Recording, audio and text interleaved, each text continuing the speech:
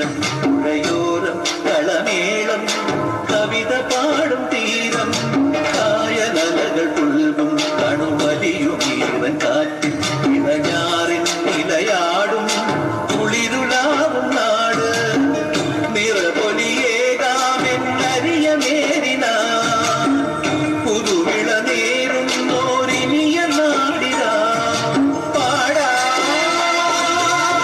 കുട്ടനാടിൻ നീളം ചേരനിരകളാടും ഒരു ഹരിത ചാരുതീരം പുഴയോരം കളമേളം കവിത പാടും തീരം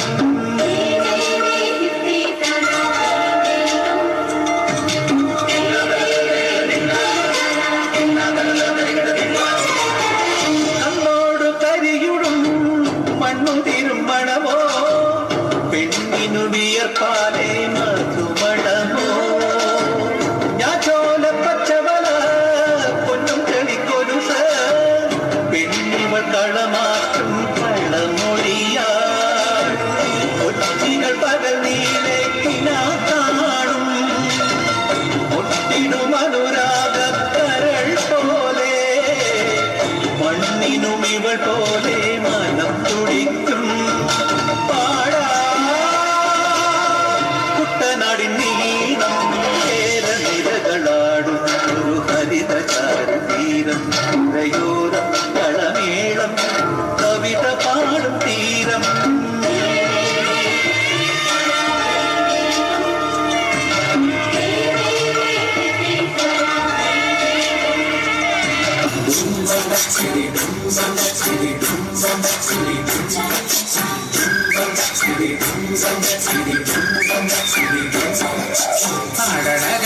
പാടണ കണ്ടാലും കാണാൻ അഴകുള്ള പെണ്ണിവള കാണുന്നവരെല്ലാരും കണ്ണുവെച്ചിടുത്ത നീല കണ്ണുകളുള്ളവള നല്ല കട്ടിച്ചുവക്കുള്ള ചുണ്ടുകളാ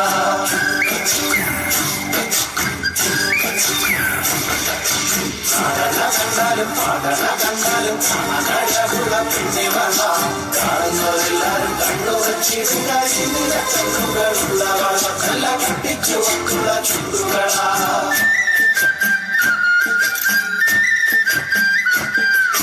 കണ്ടൊരനാൾ മുതൽ കൺമണി നീ എന്റെ നെഞ്ചിലെ കേറിയില്ലേ കണ്ടൊരനാൾ മുതൽ കൺമണി നീ എന്റെ നെഞ്ചിലെ കേറിയില്ലേ കാണും കിനാവില എന്നും വിരിയും എന്റെ മെടപ്പൂക്കളല്ലേ പെണ്ണെ നീ എന്റെ സുഖമല്ലേ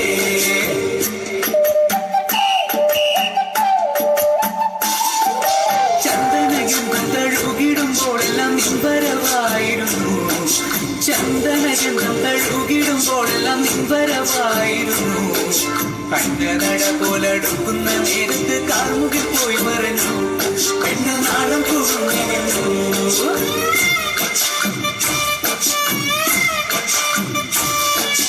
പാടണ കണ്ടാലും കാണാൻ അഴകുള്ള പെണ്ണിവള കാണുന്നവരെല്ലാരും കണ്ണുവെച്ചിടും കരിനില കണ്ണുകളുള്ളവള നല്ല കട്ടിച്ചുവക്കുള്ള ചുണ്ടുകളാ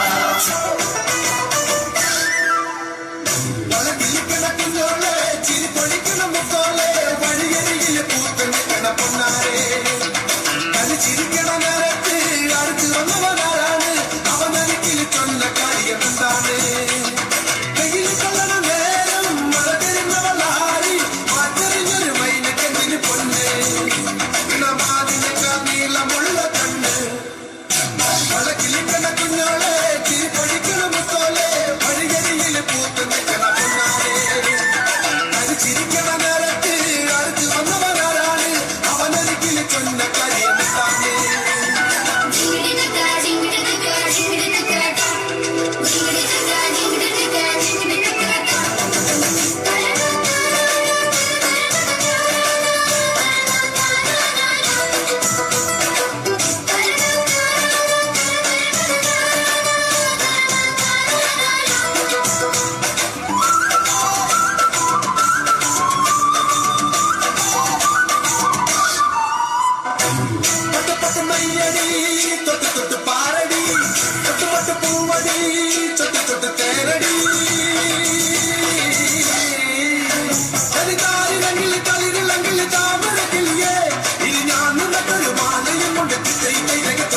Uriana തന്നെ നാടറിയണ വേളി വകമൊക്കെ ചെയ്തോ അല്ലിക്കൊടിയേ ചെല്ലക്കൂടമേ കുറുമി ചക്കര കൊത്തിരി കൊത്തിരിട്ടാ വളക്കിലിക്കണ കുഞ്ഞോളെ ചിരി പൊടിക്കണ മുത്തോളെ വഴിയരികിലെ പൂത്തന്നെ കണ പൊന്നാരേ തനി ചിരിക്കണ നേരത്ത് അടുത്ത് വന്നവനാരാണ് അവനൊരിക്കലും ചൊന്ന കാര്യമെന്താണ്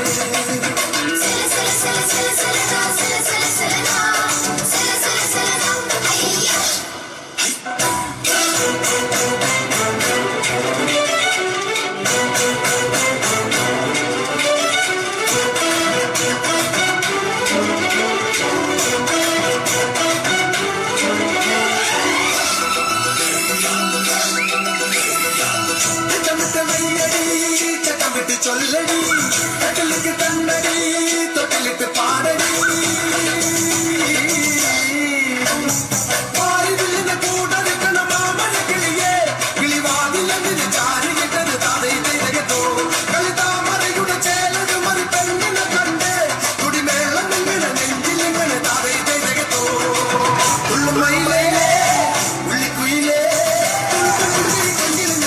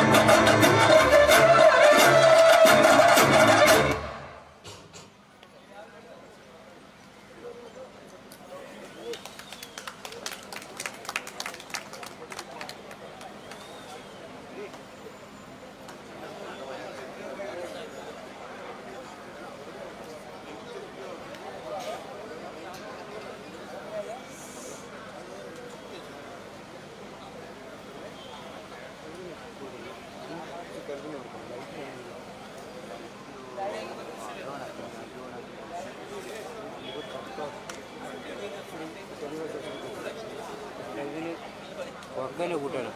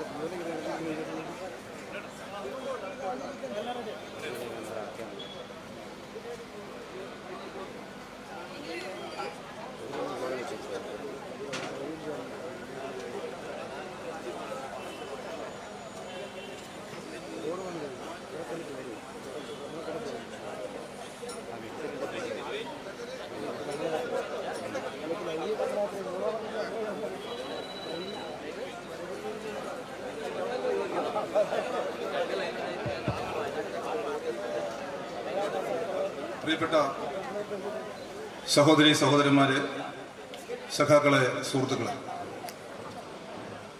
കേരളത്തോടുള്ള കേന്ദ്ര സർക്കാരിൻ്റെ ക്രൂരമായ അവഗണന തുറന്നു കാണിക്കാനും കേരളത്തിൻ്റെ ശക്തമായ പ്രതിഷേധം സമൂഹത്തിൻ്റെ മുമ്പാകെ പ്രകടിപ്പിക്കാനും കഴിഞ്ഞ 10 വർഷമായി അധികാരത്തിലിരുന്നുകൊണ്ട് സമഗ്രമായ വികസനവും ജനക്ഷേമവും യാഥാർത്ഥ്യമാക്കി മുന്നേറുന്ന LDF സർക്കാരിൻ്റെ പ്രവർത്തന നേട്ടങ്ങൾ ജനങ്ങളിൽ എത്തിക്കാനും വേണ്ടി ഇടതുപക്ഷ ജനാധിപത്യ മുന്നണിയുടെ തീരുമാനമനുസരിച്ച് CPIM-ന്റെ സംസ്ഥാന സെക്രട്ടറി സഖാവ് MV ഗോവിന്ദൻ മാസ്റ്റർ നയിക്കുന്ന ഉത്തരമേഖല വികസന മുന്നേറ്റ ജാഥ ഇവിടെ എത്തിച്ചേരുകയാണ്. കേരളത്തിലെ എല്ലാ നിയമസഭാ നിയോജക മണ്ഡലാടിസ്ഥാനത്തിലുമുള്ള സ്വീകരണ കേന്ദ്രങ്ങളിൽ ഒത്തുകൂടുന്ന 10,000-കണക്കിന് ജനങ്ങളെ അഭിസംബോധന ചെയ്തുകൊണ്ടാണ് ഈ ജാഥ കടന്നു പോകുന്നത്. കൂത്തുപറമ്പ് നിയമസഭാ മണ്ഡലത്തിന്റെ കേന്ദ്രമെന്ന നിലയിലാണ് ജാഥ പാനൂരിൽ എത്തിച്ചേരുന്നത്. ഈ ജാഥയിൽ ജാഥ ലീഡർക്ക് പുറമെ ജാഥ മാനേജറായിട്ടുള്ള സഖാവ് സന്തോഷ് കുമാർ MP അദ്ദേഹം ഇതിനകം തന്നെ ഇവിടെ എത്തിച്ചേർന്നിട്ടുണ്ട്. അദ്ദേഹത്തെ സ്വാഗതം ചെയ്യുകയാണ്. ജാഥയിലെ മറ്റൊരു അംഗമായിട്ടുള്ള RJD നേതാവ് സഖാവ് മനയത്ത് ചന്ദ്രൻ അദ്ദേഹവും നേരത്തെ തന്നെ ഇവിടെ എത്തിച്ചേർന്നിരിക്കുന്നു. സഖാവ് മനയത്ത് ചന്ദ്രനെയും ഈ വേദിയിലേക്ക് സ്വാഗതം ചെയ്യുകയാണ്. INL-ന്റെ നേതാവായിട്ടുള്ള ശ്രീ കാസിം ഇരിക്കൂർ നേരത്തെ തന്നെ അദ്ദേഹം ഇവിടെ എത്തിച്ചേർന്നിട്ടുണ്ട്. അദ്ദേഹത്തെയും ഈ വേദിയിലേക്ക് ഹാർദമായി സ്വാഗതം ചെയ്യുകയാണ്. ഈ നിയമസഭാ മണ്ഡലത്തിലെ സ്വീകരണ പരിപാടിയുടെ സ്വീകരണ കമ്മിറ്റിയുടെ ചെയർമാനായി പ്രവർത്തിക്കുന്നത് നമ്മുടെ നിയോജക മണ്ഡലത്തിന്റെ പ്രിയങ്കരനായ MLA സഖാവ് KP മോഹനാണ്. സഖാവ് KP മോഹനും ഈ വേദിയിൽ എത്തിച്ചേർന്നിട്ടുണ്ട്. അദ്ദേഹത്തെയും ഔപചാരികതയുടെ പേരിൽ ഞാൻ സ്വാഗതം ചെയ്യുന്നു. ഇവിടെ പങ്കെടുത്തിട്ടുള്ള എല്ലാവരെയും പ്രത്യേകമായി ക്ഷണം സ്വീകരിച്ചെത്തിച്ചേർന്നിട്ടുള്ള അതിഥികളെയും എല്ലാം പ്രത്യേകം സ്വാഗതം ചെയ്തുകൊണ്ട് ഈ സ്വീകരണ സമ്മേളനത്തിൽ അധ്യക്ഷത വഹിച്ച് സംസാരിക്കുന്നതിന് സഖാവ് KP മോഹനൻ MLA-യോട് വിനയത്തോടെ അഭ്യർത്ഥിക്കുന്നു.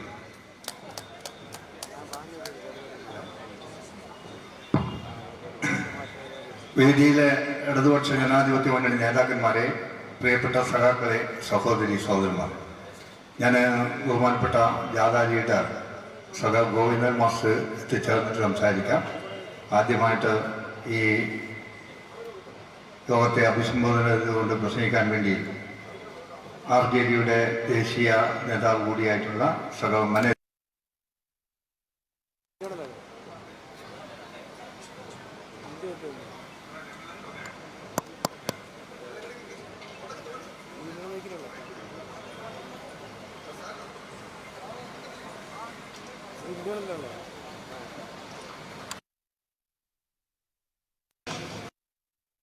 സഖാവ് KP മോഹൻ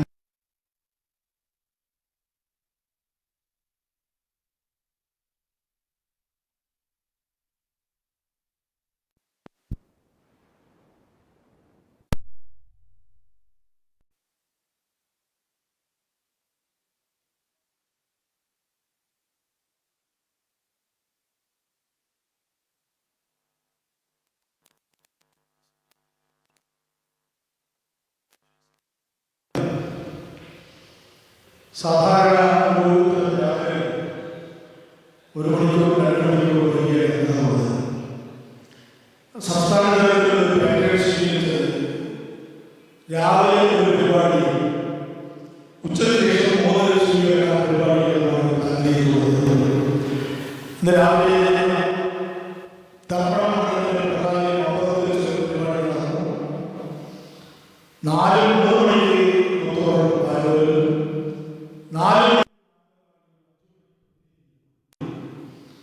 അതുകൊണ്ട്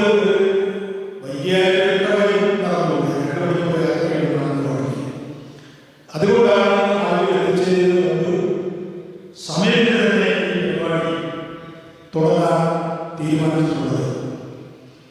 മണ്ഡലത്തിലെ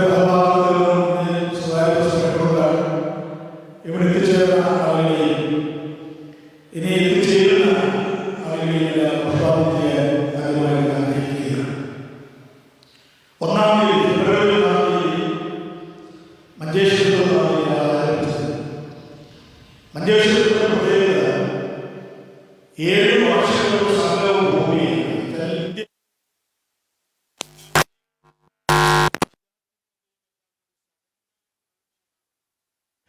മഞ്ചേശ്വരം, അവിടെ വെച്ചാണ് ഈ ജാഥ ആരംഭിച്ചത്. കേരളത്തിലെ എല്ലാ വിഭാഗം ജനങ്ങളെയും നെഞ്ചോട് ചേർത്ത് വെച്ചുകൊണ്ടാണ് ഇടതുപക്ഷ ജനാധിപത്യ മുന്നണി കഴിഞ്ഞ 10 വർഷമായി ഇവിടെ ഭരണം നടത്തിക്കൊണ്ടിരിക്കുന്നത്. ഇതുവരെ നമ്മൾ മുന്നോട്ട് വെച്ച പദ്ധതികളെല്ലാം നടപ്പിലാക്കി തുടർ പ്രവർത്തനങ്ങൾക്ക് ഇടതുപക്ഷ ജനാധിപത്യ മുന്നണിയുടെ ഭരണം അടുത്തൊരു ടേം കൂടി, ഒരു 5 വർഷത്തേക്ക് കൂടി അധികാരമേൽപ്പിച്ച് നമുക്ക് സമ്പൂർണ്ണതയിലേക്ക് എത്തിക്കണം എന്ന ലക്ഷ്യമാണ്. ജനങ്ങളിലേക്ക് ഈ വികസന പ്രവർത്തനങ്ങൾ ജനങ്ങളുടെ മനസ്സിൽ എത്തിക്കുക എന്നുള്ളതാണ് പ്രധാനമായും ഈ ജാഥയുടെ ഉദ്ദേശം. നമ്മളിപ്പോൾ പറയാൻ പോകുന്ന കാര്യങ്ങൾ കേന്ദ്ര ഗവൺമെൻറ്റിൻ്റെയും അതിൻ്റെ ഭാഗമായിട്ട് ഇവിടെ പ്രവർത്തിക്കുന്ന സംഘപരിവാർ അല്ലെങ്കിൽ NDA മുന്നണിയുടെയും അവരുടെ സമീപനം നമുക്കറിയാം. കേരളം വികസിതമായ ഒരു സംസ്ഥാനമായി മാറിയതിലുള്ള അസൂയ പൂണ്ട് ഈ സർക്കാരിനെ എങ്ങനെ വരിഞ്ഞു മുറുക്കാം എന്നാലോചിച്ച് എല്ലാ അർത്ഥത്തിലും ഈ ഗവൺമെന്റിനെ തകർക്കാൻ ശ്രമിക്കുന്ന ശത്രുതാ മനോഭാവത്തോടുകൂടി പെരുമാറുന്ന കേന്ദ്ര ഗവൺമെന്റ്. ഈ സംസ്ഥാനത്തിന് പ്രതിപക്ഷമുണ്ട്. കേരളത്തിൻ്റെ ആവശ്യങ്ങളും അവകാശങ്ങളും നേടിയെടുക്കുന്നതിന് വേണ്ടിയുള്ള പോരാട്ടത്തിൽ കൈകോർത്ത് പിടിക്കേണ്ടുന്ന പ്രതിപക്ഷം, ആ പ്രതിപക്ഷം കോൺഗ്രസിന് നേതൃത്വത്തിലുള്ള പ്രതിപക്ഷം ഇവിടെ ഏതൊരു നല്ല കാര്യം ചെയ്താലും അതിനെ എതിർക്കുകയും പരാജയപ്പെടുത്താൻ ശ്രമിക്കുകയും ചെയ്യുന്ന പ്രതിപക്ഷത്തിൻ്റെ മൗലികമായ കടമ നിർവഹിക്കാത്ത, അതിൻ്റെ എതിർപക്ഷത്ത് നിൽക്കുന്ന ഒരു പ്രതിപക്ഷമാണ് കേരളത്തിലുള്ളത്. ഇത് രണ്ടിനോടും പൊരുതുകയാണ് കേരളത്തിലെ ഇടതുപക്ഷ ജനാധിപത്യ മുന്നണിയും ജനങ്ങളും. ഇവിടെ മഹാപ്രളയമുണ്ടായി. അന്ന് സഹായിക്കാമെന്ന് പറഞ്ഞ കേന്ദ്ര ഗവൺമെന്റ് ഒരു സഹായവും ചെയ്തില്ല. കോവിഡ് വന്നു, ലോകം മുഴുവൻ സ്തംഭിച്ചു നിന്നപ്പോൾ കേരളം അത് വളരെ സംഘടിതമായും ആസൂത്രിതമായും ആ മഹാമാരിയെ നേരിട്ടു. അന്ന് പോലും നമുക്ക് സഹായം നൽകിയില്ല കേന്ദ്ര ഗവൺമെന്റ്. ഈ സംസ്ഥാനത്തിലെ ജനങ്ങളിൽ നിന്ന് കോടികൾ പിരിച്ചെടുത്ത് വീടുകൾ നഷ്ടപ്പെട്ടവർക്ക് നൽകാനും പട്ടിണിയിലേക്ക് വലിച്ചെറിയപ്പെട്ട ജനങ്ങളെ സഹായിക്കാനും നമ്മൾ ജനങ്ങളിൽ നിന്ന് പണം സംഭരിച്ചപ്പോൾ ഇവിടുത്തെ പ്രതിപക്ഷമായ കോൺഗ്രസ് അടക്കമുള്ള പാർട്ടികൾ ചെയ്തത് എന്താണ്? ഒരു പൈസയും മുഖ്യമന്ത്രി ദുരിതാശ്വാസ നിധിയിലേക്ക് കൊടുക്കാൻ പാടില്ല. സാലറി ചാലഞ്ച് വെച്ച് കൊടുക്കാൻ പാടില്ല അവരുടെ സംഘടനകൾ. അങ്ങനെ BJPയുടെയും കോൺഗ്രസിൻ്റെയും നയങ്ങൾ ഒരേ രൂപത്തിൽ ഈ ഗവൺമെന്റിനെതിരായിട്ട് അവസാനം ചൂരൽമല മുണ്ടക്കൈ ദുരന്തമുണ്ടായി. 451 കുടുംബങ്ങളാണ് നിരായുധരായത്.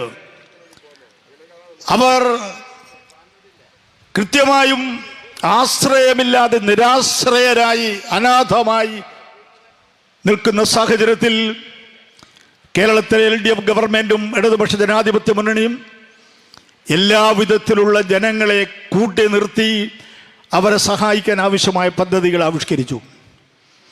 അവർക്കെല്ലാം വീട് വെച്ച് കൊടുക്കണം, അതിന് പണം വേണം. പ്രധാനമന്ത്രി വന്ന് അവിടെ വലിയൊരു ഗെയിം കാണിച്ചു. ചെറിയ കുട്ടിയെ പിടിച്ചു തൻ്റെ താടി തടവിപ്പിച്ചു. അത് മാധ്യമങ്ങളിൽ വന്നു. നിങ്ങളൊരു പ്രോജക്റ്റ് നൽകൂ, ഇഷ്ടം പോലെ സഹായിക്കാം. ഇതേവരെ ഒരു രൂപ പോലും നൽകിയില്ല. ഇവിടുത്തെ കോൺഗ്രസ് പറഞ്ഞു ഞങ്ങൾ 100 വീടുകൾ വെച്ച് കൊടുക്കും. യൂത്ത് കോൺഗ്രസ് പറഞ്ഞു 30 വീടുകൾ വെച്ച് കൊടുക്കും. മുസ്ലിം ലീഗ് പറഞ്ഞു അവരും 100 വീടുകൾ വെച്ച് കൊടുക്കും. ഒരു വീടും ഉണ്ടായില്ല. അപ്പൊ BJPയും കേരളത്തിലെ പ്രതിപക്ഷവും അക്ഷരാർത്ഥത്തിൽ ഒരേ തൂവൽ പക്ഷികളാണ്, ഒരേ നാണയത്തിന്റെ 2 പുറങ്ങളാണ് ഈ 2 മുന്നണികളും. BJP നേതൃത്വം കൊടുക്കുന്ന NDA മുന്നണിയും കോൺഗ്രസ് നേതൃത്വം കൊടുക്കുന്ന കേരളത്തിലെ പ്രതിപക്ഷ മുന്നണിയും UDFും ഒരേ തൂവൽ പക്ഷികളാണ്. ഈ 2 കക്ഷികളും 2 മുന്നണികളും ജനവിരുദ്ധമാണ്, ജനങ്ങളുടെ താല്പര്യങ്ങൾക്ക് വിരുദ്ധമാണ്. ഈ പ്രതിസന്ധികളെ അതിജീവിച്ചുകൊണ്ട് ഇടതുപക്ഷ ജനാധിപത്യ മുന്നണി ആദ്യത്തെ 5 വർഷക്കാലം ജനങ്ങളോട് പറഞ്ഞ് ഞങ്ങൾ അധികാരത്തിൽ വന്നാൽ 600 പരിപാടികൾ ഞങ്ങൾ നടപ്പിലാക്കും. 590 പരിപാടികൾ നടപ്പാക്കിയില്ലേ? ഇപ്പോൾ 900 പദ്ധതികളാണ് നമ്മൾ മുന്നോട്ട് വെച്ചത്. ഏകദേശം പൂർത്തിയായി. ഇവിടെ ഒരു പ്രതിപക്ഷ നേതാവുണ്ട്, അദ്ദേഹത്തിന് അസൂയയാണ്. വായി തുറന്നാൽ കളവ് മാത്രമേ, നുണ മാത്രമേ പറയൂ. പ്രതിപക്ഷ നേതാവ് അസൂയയുടെ മൂർത്തിഭാവമാണ്. നമ്മുടെ വിദ്യാഭ്യാസ മന്ത്രിയെക്കുറിച്ച്, കേരളത്തിലെ മുഖ്യമന്ത്രിയെക്കുറിച്ച് എന്തൊക്കെയാ പറയുന്നത്? എന്നിട്ട് പറയും ഞാനങ്ങനെ പറഞ്ഞിട്ടില്ല, ഞാൻ മുഖ്യമന്ത്രി വിദ്യാഭ്യാസത്തിലേക്ക് പണം കൊടുക്കരുതെന്ന് പറഞ്ഞിട്ടില്ല. പക്ഷേ ഈ കാലഘട്ടം നിർമ്മിത ബുദ്ധിയുടെ കാലഘട്ടമാണ്, ആർട്ടിഫിഷ്യൽ ഇൻ്റലിജൻസിൻ്റെ കാലഘട്ടമാണ്, സാമൂഹ്യ മാധ്യമങ്ങളുടെ കാലഘട്ടമാണ്, മാധ്യമങ്ങളുടെ കാലഘട്ടമാണ്. അദ്ദേഹം പറഞ്ഞത് അങ്ങനെ തന്നെ കാണിച്ചപ്പോൾ മിണ്ടാട്ടമില്ല. ഇടതുപക്ഷ ജനാധിപത്യ മുന്നണി ഈ പ്രതിസന്ധികൾ മുഴുവൻ അതിജീവിച്ചുകൊണ്ടാണ് മുന്നോട്ട് പോകുന്നത്. ചൂരൽമലയിലും മുണ്ടക്കയിലും ദുരന്തമുണ്ടായപ്പോൾ ഇവർ വലിയ വാഗ്ദാനങ്ങൾ നൽകി, എല്ലാം മുഖം തിരിഞ്ഞു നിന്നപ്പോൾ, പുറം തിരിഞ്ഞു നിന്നപ്പോൾ അവിടെ കൽപ്പറ്റയിൽ ഒരു പുതിയ പദ്ധതി, ഒരു ടൗൺഷിപ്പ് ആരംഭിക്കുകയാണ്. 451 ആളുകൾക്ക് വീട് വെച്ച് കൊടുക്കുന്നു. 20 ലക്ഷം രൂപയുടെ മേലെ ചെലവ് വരുന്ന 1000 സ്ക്വയർ ഫീറ്റ്. ആ വീടുകൾ ഉണ്ടാക്കുന്ന ഊരാളുങ്കൽ ലേബർ കോൺട്രാക്ട് സൊസൈറ്റിയാണ്. അവർ ഇന്ത്യയിലെ മാത്രമല്ല ഏഷ്യയിലെ വൻകിട പ്രശസ്തമായ ഒരു നിർമ്മാണ സഹകരണ സംഘമാണ്. ഇന്നത്തെ പത്രങ്ങളിൽ നമ്മൾ കണ്ടു, അന്തർദേശീയമായ പുരസ്കാരം നൽകിയിരിക്കുന്നു അവർക്ക്. ചങ്കുള മുതൽ തലപ്പാടി വരെയുള്ള ഹൈവേ നിശ്ചിത സമയത്ത് പൂർത്തീകരിച്ചുകൊണ്ട് ഇവിടുത്തെ ഹൈവേ പ്രവർത്തനം പൂർത്തീകരിച്ച സ്ഥാപനം, ലോകത്തിലെ ഏറ്റവും നല്ല നിർമ്മാണ സ്ഥാപനമായി അവരെ അംഗീകരിച്ചിരിക്കുന്നു. അവരാണ് കൽപ്പറ്റയിൽ ടൗൺഷിപ്പ് ആരംഭിക്കുന്നത്. ടൗൺഷിപ്പ് എന്ന് പറഞ്ഞാൽ 451 വീടുകൾ, അവർക്കാവശ്യമായ എല്ലാ സൗകര്യങ്ങളും, അംഗനവാടിയും നഴ്സറിയും LP സ്കൂളും UP സ്കൂളും ഹൈസ്കൂളും ഹയർ സെക്കൻഡറി സ്കൂളും ആ ടൗൺഷിപ്പിൽ.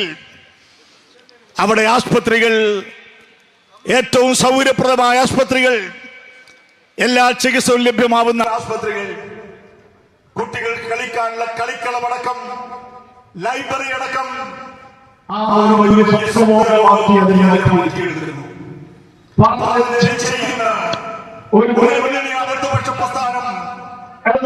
ഗവൺമെന്റ്, ഇവിടുത്തെ പ്രധാനമന്ത്രിയും കേന്ദ്ര ഗവൺമെന്റ് നമ്മെ ഞെരിക്കുകയാണ്. വായ്പയെടുക്കാനുള്ള സൗകര്യം പോലും നിഷേധിക്കുന്നു ഈ ഗവൺമെന്റ്. നമ്മൾ ആലോചിക്കണം, ഈ ജനുവരി, ഫെബ്രുവരി, മാർച്ച് മാസത്തിൽ നമുക്ക് വായ്പ വാങ്ങാനുള്ള ടാർഗറ്റിന്റെ, ലക്ഷ്യത്തിന്റെ 5944 കോടി വെട്ടിച്ചുരുക്കി. കാരണം എന്താ പറഞ്ഞത്? കിംഫിന്ന് വായ്പ എടുക്കുന്നുണ്ട്, അതിപരിധിയിൽ വരുന്നതാണ്. പെൻഷൻ കൊടുക്കാൻ വേണ്ടി ഒരു കമ്പനി രൂപീകരിച്ചിട്ടുണ്ട്. കേരളത്തിലെ സഹകരണ സ്ഥാപനങ്ങളുടെ വായ്പ എടുത്തിട്ടാണ് ഇവിടുത്തെ സാമൂഹ്യ സുരക്ഷാ പെൻഷൻ അപ്ഡേറ്റ് ആയി എല്ലാ മാസവും കൃത്യമായി കൊടുത്തുകൊണ്ടിരിക്കുന്നത്. ആ വായ്പ നമ്മുടെ വായ്പാ പരിധിയുടെ മേഖല കൊണ്ടുവന്നുകൊണ്ട് നിഷേധിക്കുകയാണ്. നമ്മുടെ സംസ്ഥാനത്ത് പിരിച്ചെടുക്കുന്ന നികുതി, എക്സൈസ് നികുതി, ഇൻകം ടാക്സ്, അതുപോലെ സെയിൽ ടാക്സ്, അതെല്ലാം 1 രൂപ പിരിക്കുമ്പോൾ മാന്യമായി നമുക്ക് ലഭിക്കേണ്ടുന്ന തുക എത്രയാണ്? GST ഇനത്തിൽ കിട്ടേണ്ട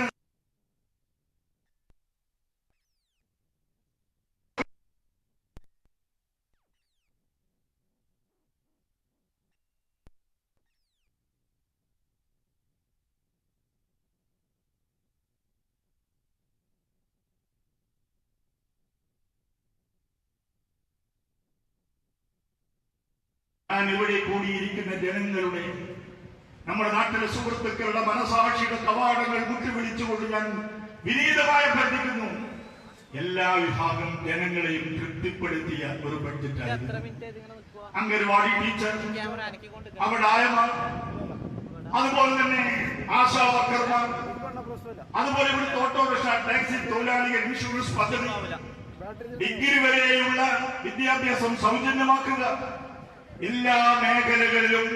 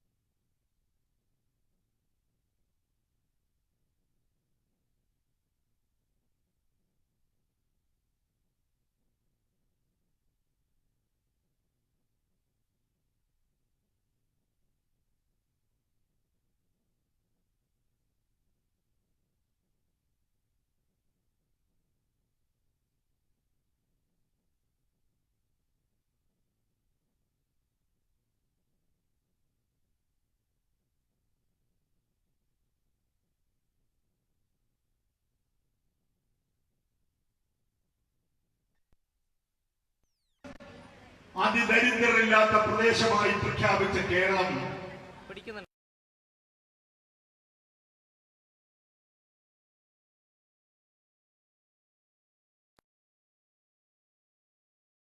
കൂടുതൽ വിശാലമായ അർത്ഥത്തിൽ അതിദരിദ്രരില്ലാത്ത ഒരു സംസ്ഥാനമായി കേരളം പ്രഖ്യാപിക്കപ്പെട്ടു. അതുപോലെ അപ്പൊ പറഞ്ഞ് എയിംസ് തന്നുകൂടായിരുന്നു. ഇവിടുത്തെ ഗ്രാമങ്ങളിലടക്കം കുടുംബാരോഗ്യ കേന്ദ്രങ്ങൾ, അവിടുത്തെ ലാബുകൾ, കേരളത്തിലെ അടക്കം സൗജന്യ ചികിത്സ എല്ലാവർക്കും ഉറപ്പുവരുത്തുന്ന കേരളത്തിൽ എന്തിനാണ് അതിവിദഗ്ധ ചികിത്സയ്ക്ക് വേണ്ടി എയിംസ്? അപ്പോൾ ഞങ്ങൾക്കൊരു റെയിൽവേ, അതിവേഗ റെയിൽവേ തന്നുകൂടി. എന്തിനാണ് റെയിൽവേ? ഇവിടെ ഹൈവേ ആയിക്കഴിഞ്ഞാൽ തീവണ്ടി എത്തുന്ന സമയം കൊണ്ട് നമുക്ക് ഹൈവേയിലൂടെ സഞ്ചരിക്കാലോ. അങ്ങനെ പറയുന്ന, അങ്ങനെ ചിന്തിക്കുന്ന, അങ്ങനെ കേരളത്തെ അവഗണിക്കുന്ന, കേരളത്തെ ശത്രുതയോടുകൂടി പെരുമാറുന്ന ഒരു കേന്ദ്ര ഗവൺമെന്റ് ഇവിടെ ഇതിനെതിരായി പ്രതികരിക്കാനുള്ള ധാർമ്മികമായ ബാധ്യതയുള്ള പ്രതിപക്ഷം. കേരളത്തിലെ മുഖ്യമന്ത്രി 2 ദിവസം നിയമസഭയിൽ ഒരു പ്രമേയം അവതരിപ്പിച്ചു. കേന്ദ്ര ഗവൺമെന്റിന്റെ അവഗണനയ്ക്കെതിരായി എന്താണ് അവർ ചെയ്യുന്നത്? അതിനെ പിന്തുണ പ്രഖ്യാപിച്ചുകൊണ്ട് ഇടതുപക്ഷ ജനാധിപത്യമുള്ള ഗവൺമെന്റിന് അനുകൂലമായി നമ്മൾ പറയുന്ന സത്യസന്ധമായ കാര്യങ്ങൾ അവരത് അംഗീകരിച്ചുകൊണ്ട് ആ പ്രമേയത്തിന് അനുകൂലമായി കൈവക്കാൻ തയ്യാറാവേണ്ടേ? നിയമസഭയെ നോക്കുകുത്തിയാക്കി അവർ ബഹിഷ്കരിച്ചു. ഇവിടുത്തെ തൊഴിലുറപ്പ് തൊഴിലാളികൾ ആ നിയമം തന്നെ പിച്ച് ചീറ്റി ഗാന്ധിജിയുടെ പേര് മാറ്റി ഈ രാജ്യത്തെ പാവപ്പെട്ടവരെ 18 കോടി കുടുംബങ്ങളെ സഹായിക്കുന്ന മഹത്തായ പദ്ധതി ഈ രാജ്യത്തെ 90% സ്ത്രീകൾ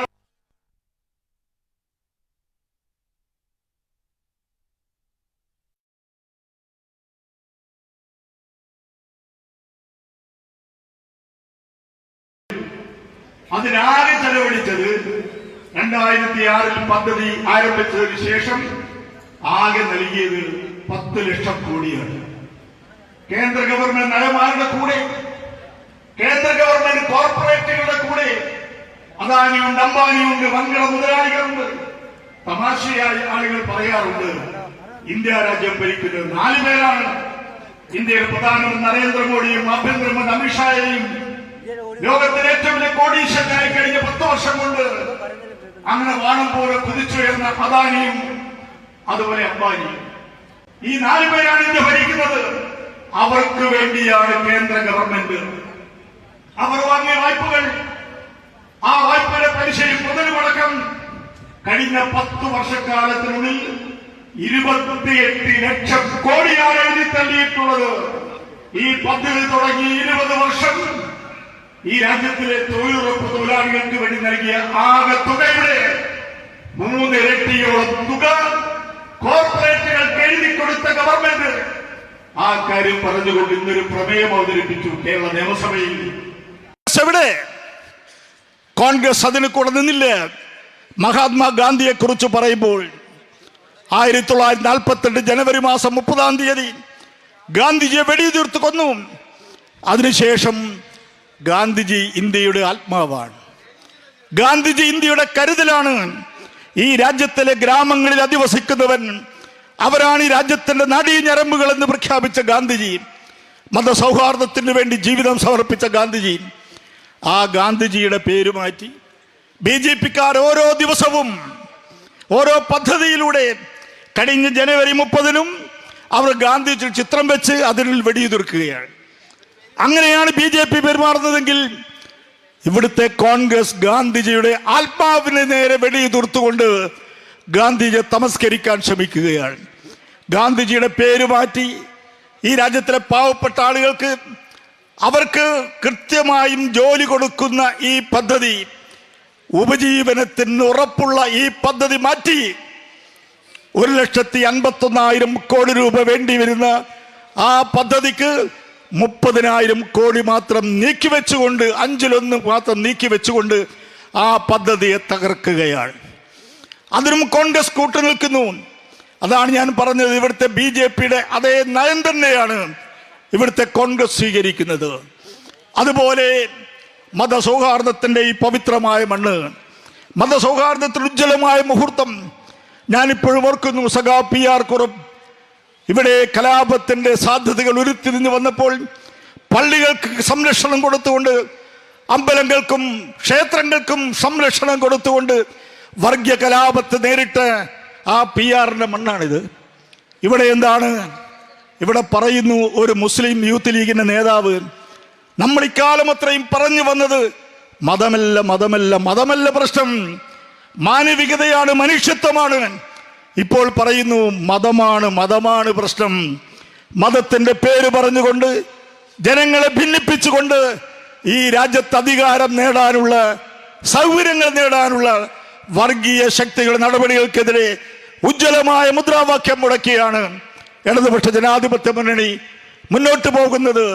ഇന്ത്യ വിഭജനത്തിന് വേണ്ടിയുള്ള ചർച്ച വന്നപ്പോൾ മുഞ്ചെ എന്ന് പറയുന്ന ഗോൾവാൾക്കർ, അതുപോലെ തന്നെ നിരവധി സംഘപരിവാറിന്റെയും RSSന്റെയും ഹിന്ദു മഹാസഭയുടെയും ആളുകൾ പറഞ്ഞു ഇന്ത്യ ഹിന്ദു രാഷ്ട്രമാവണം. ജിന്ന പറഞ്ഞു ഞങ്ങൾക്കൊരു മുസ്ലിം രാഷ്ട്രം വേണം. അങ്ങനെ യോജിപ്പിന്റെ മാർഗം സ്വീകരിച്ചുകൊണ്ട് മതേതരത്വത്തിന് വേണ്ടിയാണ്, മതമല്ല പ്രശ്നമെന്ന് പറഞ്ഞ ജനതയാണ് ഈ ഇന്ത്യയെ മതേതരത്വത്തിലേക്ക് നയിച്ചത്. ഇപ്പോൾ ചിലർ പറയുന്നു മതമാണ് പ്രശ്നം. ഞാൻ പറയുന്നു അവരെ ജിന്നയുടെ പ്രേതമാണ് അവരുടെ ശബ്ദങ്ങളിൽ മുഴങ്ങിക്കേൾക്കുന്നത്. അതെന്തരായി ഞങ്ങൾ ഈ രാജ്യത്തിലെ ജനങ്ങളെ അണിനിരത്തി പോരാടും. ഇടതുപക്ഷ ജനാധിപത്യ മുന്നണി സമാനതകളില്ലാത്ത വികസനം കൊണ്ടുവന്നുകൊണ്ട് ഈ രാജ്യത്തെ ജനങ്ങൾക്ക് വേണ്ടി സംസാരിക്കുന്നുവെങ്കിൽ ഞങ്ങൾ ഉറപ്പ് പറയുന്നു 2026 ഏപ്രിൽ മെയ് മാസങ്ങളിൽ തെരഞ്ഞെടുപ്പ് പൂർത്തീകരിക്കപ്പെടുമ്പോൾ സാധാരണ പറയാറുണ്ട് പിണറായി പറഞ്ഞാൽ പറഞ്ഞതാണ്. കഴിഞ്ഞ മാസം അദ്ദേഹം മന്ത്രിമാരെ വിളിച്ചു പറഞ്ഞു 111 സീറ്റുകൾ LDF-ന്. എല്ലാവരും ഇയാൾ എന്തായി പറയുന്നത്? നേമത്ത് 2016 തെരഞ്ഞെടുപ്പിൽ അവിടെ BJP വിജയിച്ചു. അന്ന് പിണറായി പറഞ്ഞു നിങ്ങളുടെ അക്കൗണ്ട് ഞങ്ങൾ പൂട്ടിക്കും. 2021 തെരഞ്ഞെടുപ്പിൽ നേമത്ത് BJP-യുടെ അക്കൗണ്ട് പൂട്ടിയെങ്കിൽ പിണറായി ഈ ഇലക്ഷനിൽ 110 സീറ്റുകൾ ലഭിക്കുമെന്ന് പറഞ്ഞെങ്കിൽ കഴിഞ്ഞ 2 ടേമുകളിൽ 91 സീറ്റുകളുമായി വന്ന് അധികാരത്തിൽ വന്ന് 2016 ഗവൺമെന്റ് 2021 ചരിത്രം സൃഷ്ടിച്ചുകൊണ്ട് 99 സീറ്റുകൾ നേടിയെങ്കിൽ ഈ 2026 111 സീറ്റുകളുമായി ഇടതുപക്ഷ ജനാധിപത്യ മുന്നണി അധികാരത്തിൽ വരാൻ പോകുന്നു എന്നതിന്റെ സാക്ഷ്യപത്രമാണ് മഞ്ചേശ്വരത്ത് ആരംഭിച്ച മഹായാത്ര വലിയ മുന്നേറ്റമായി ഇവിടെ വന്നിട്ടുള്ളത്. ആ സന്ദേശം ജനങ്ങൾക്ക് എത്തിക്കാനുള്ള ഈ ജാഥയെ സ്വീകരിക്കാൻ ഇവിടെ എത്തിയ മുഴുവൻ ആളുകളെയും അഭിനന്ദിച്ചുകൊണ്ട് അഭിവാദ്യം ചെയ്തുകൊണ്ട് ഞാൻ വാക്ക് നിർത്തുന്നു. അഭിവാദനങ്ങൾ. അടുത്തതായി INL-ന്റെ സംസ്ഥാന ജനറൽ സെക്രട്ടറി ഖാസിം ഇരിക്കൂർ നിങ്ങളെ അഭിമുഖീകരിച്ച് സംസാരിക്കും. അതിനുവേണ്ടി അദ്ദേഹത്തെ ക്ഷണിക്കുന്നു.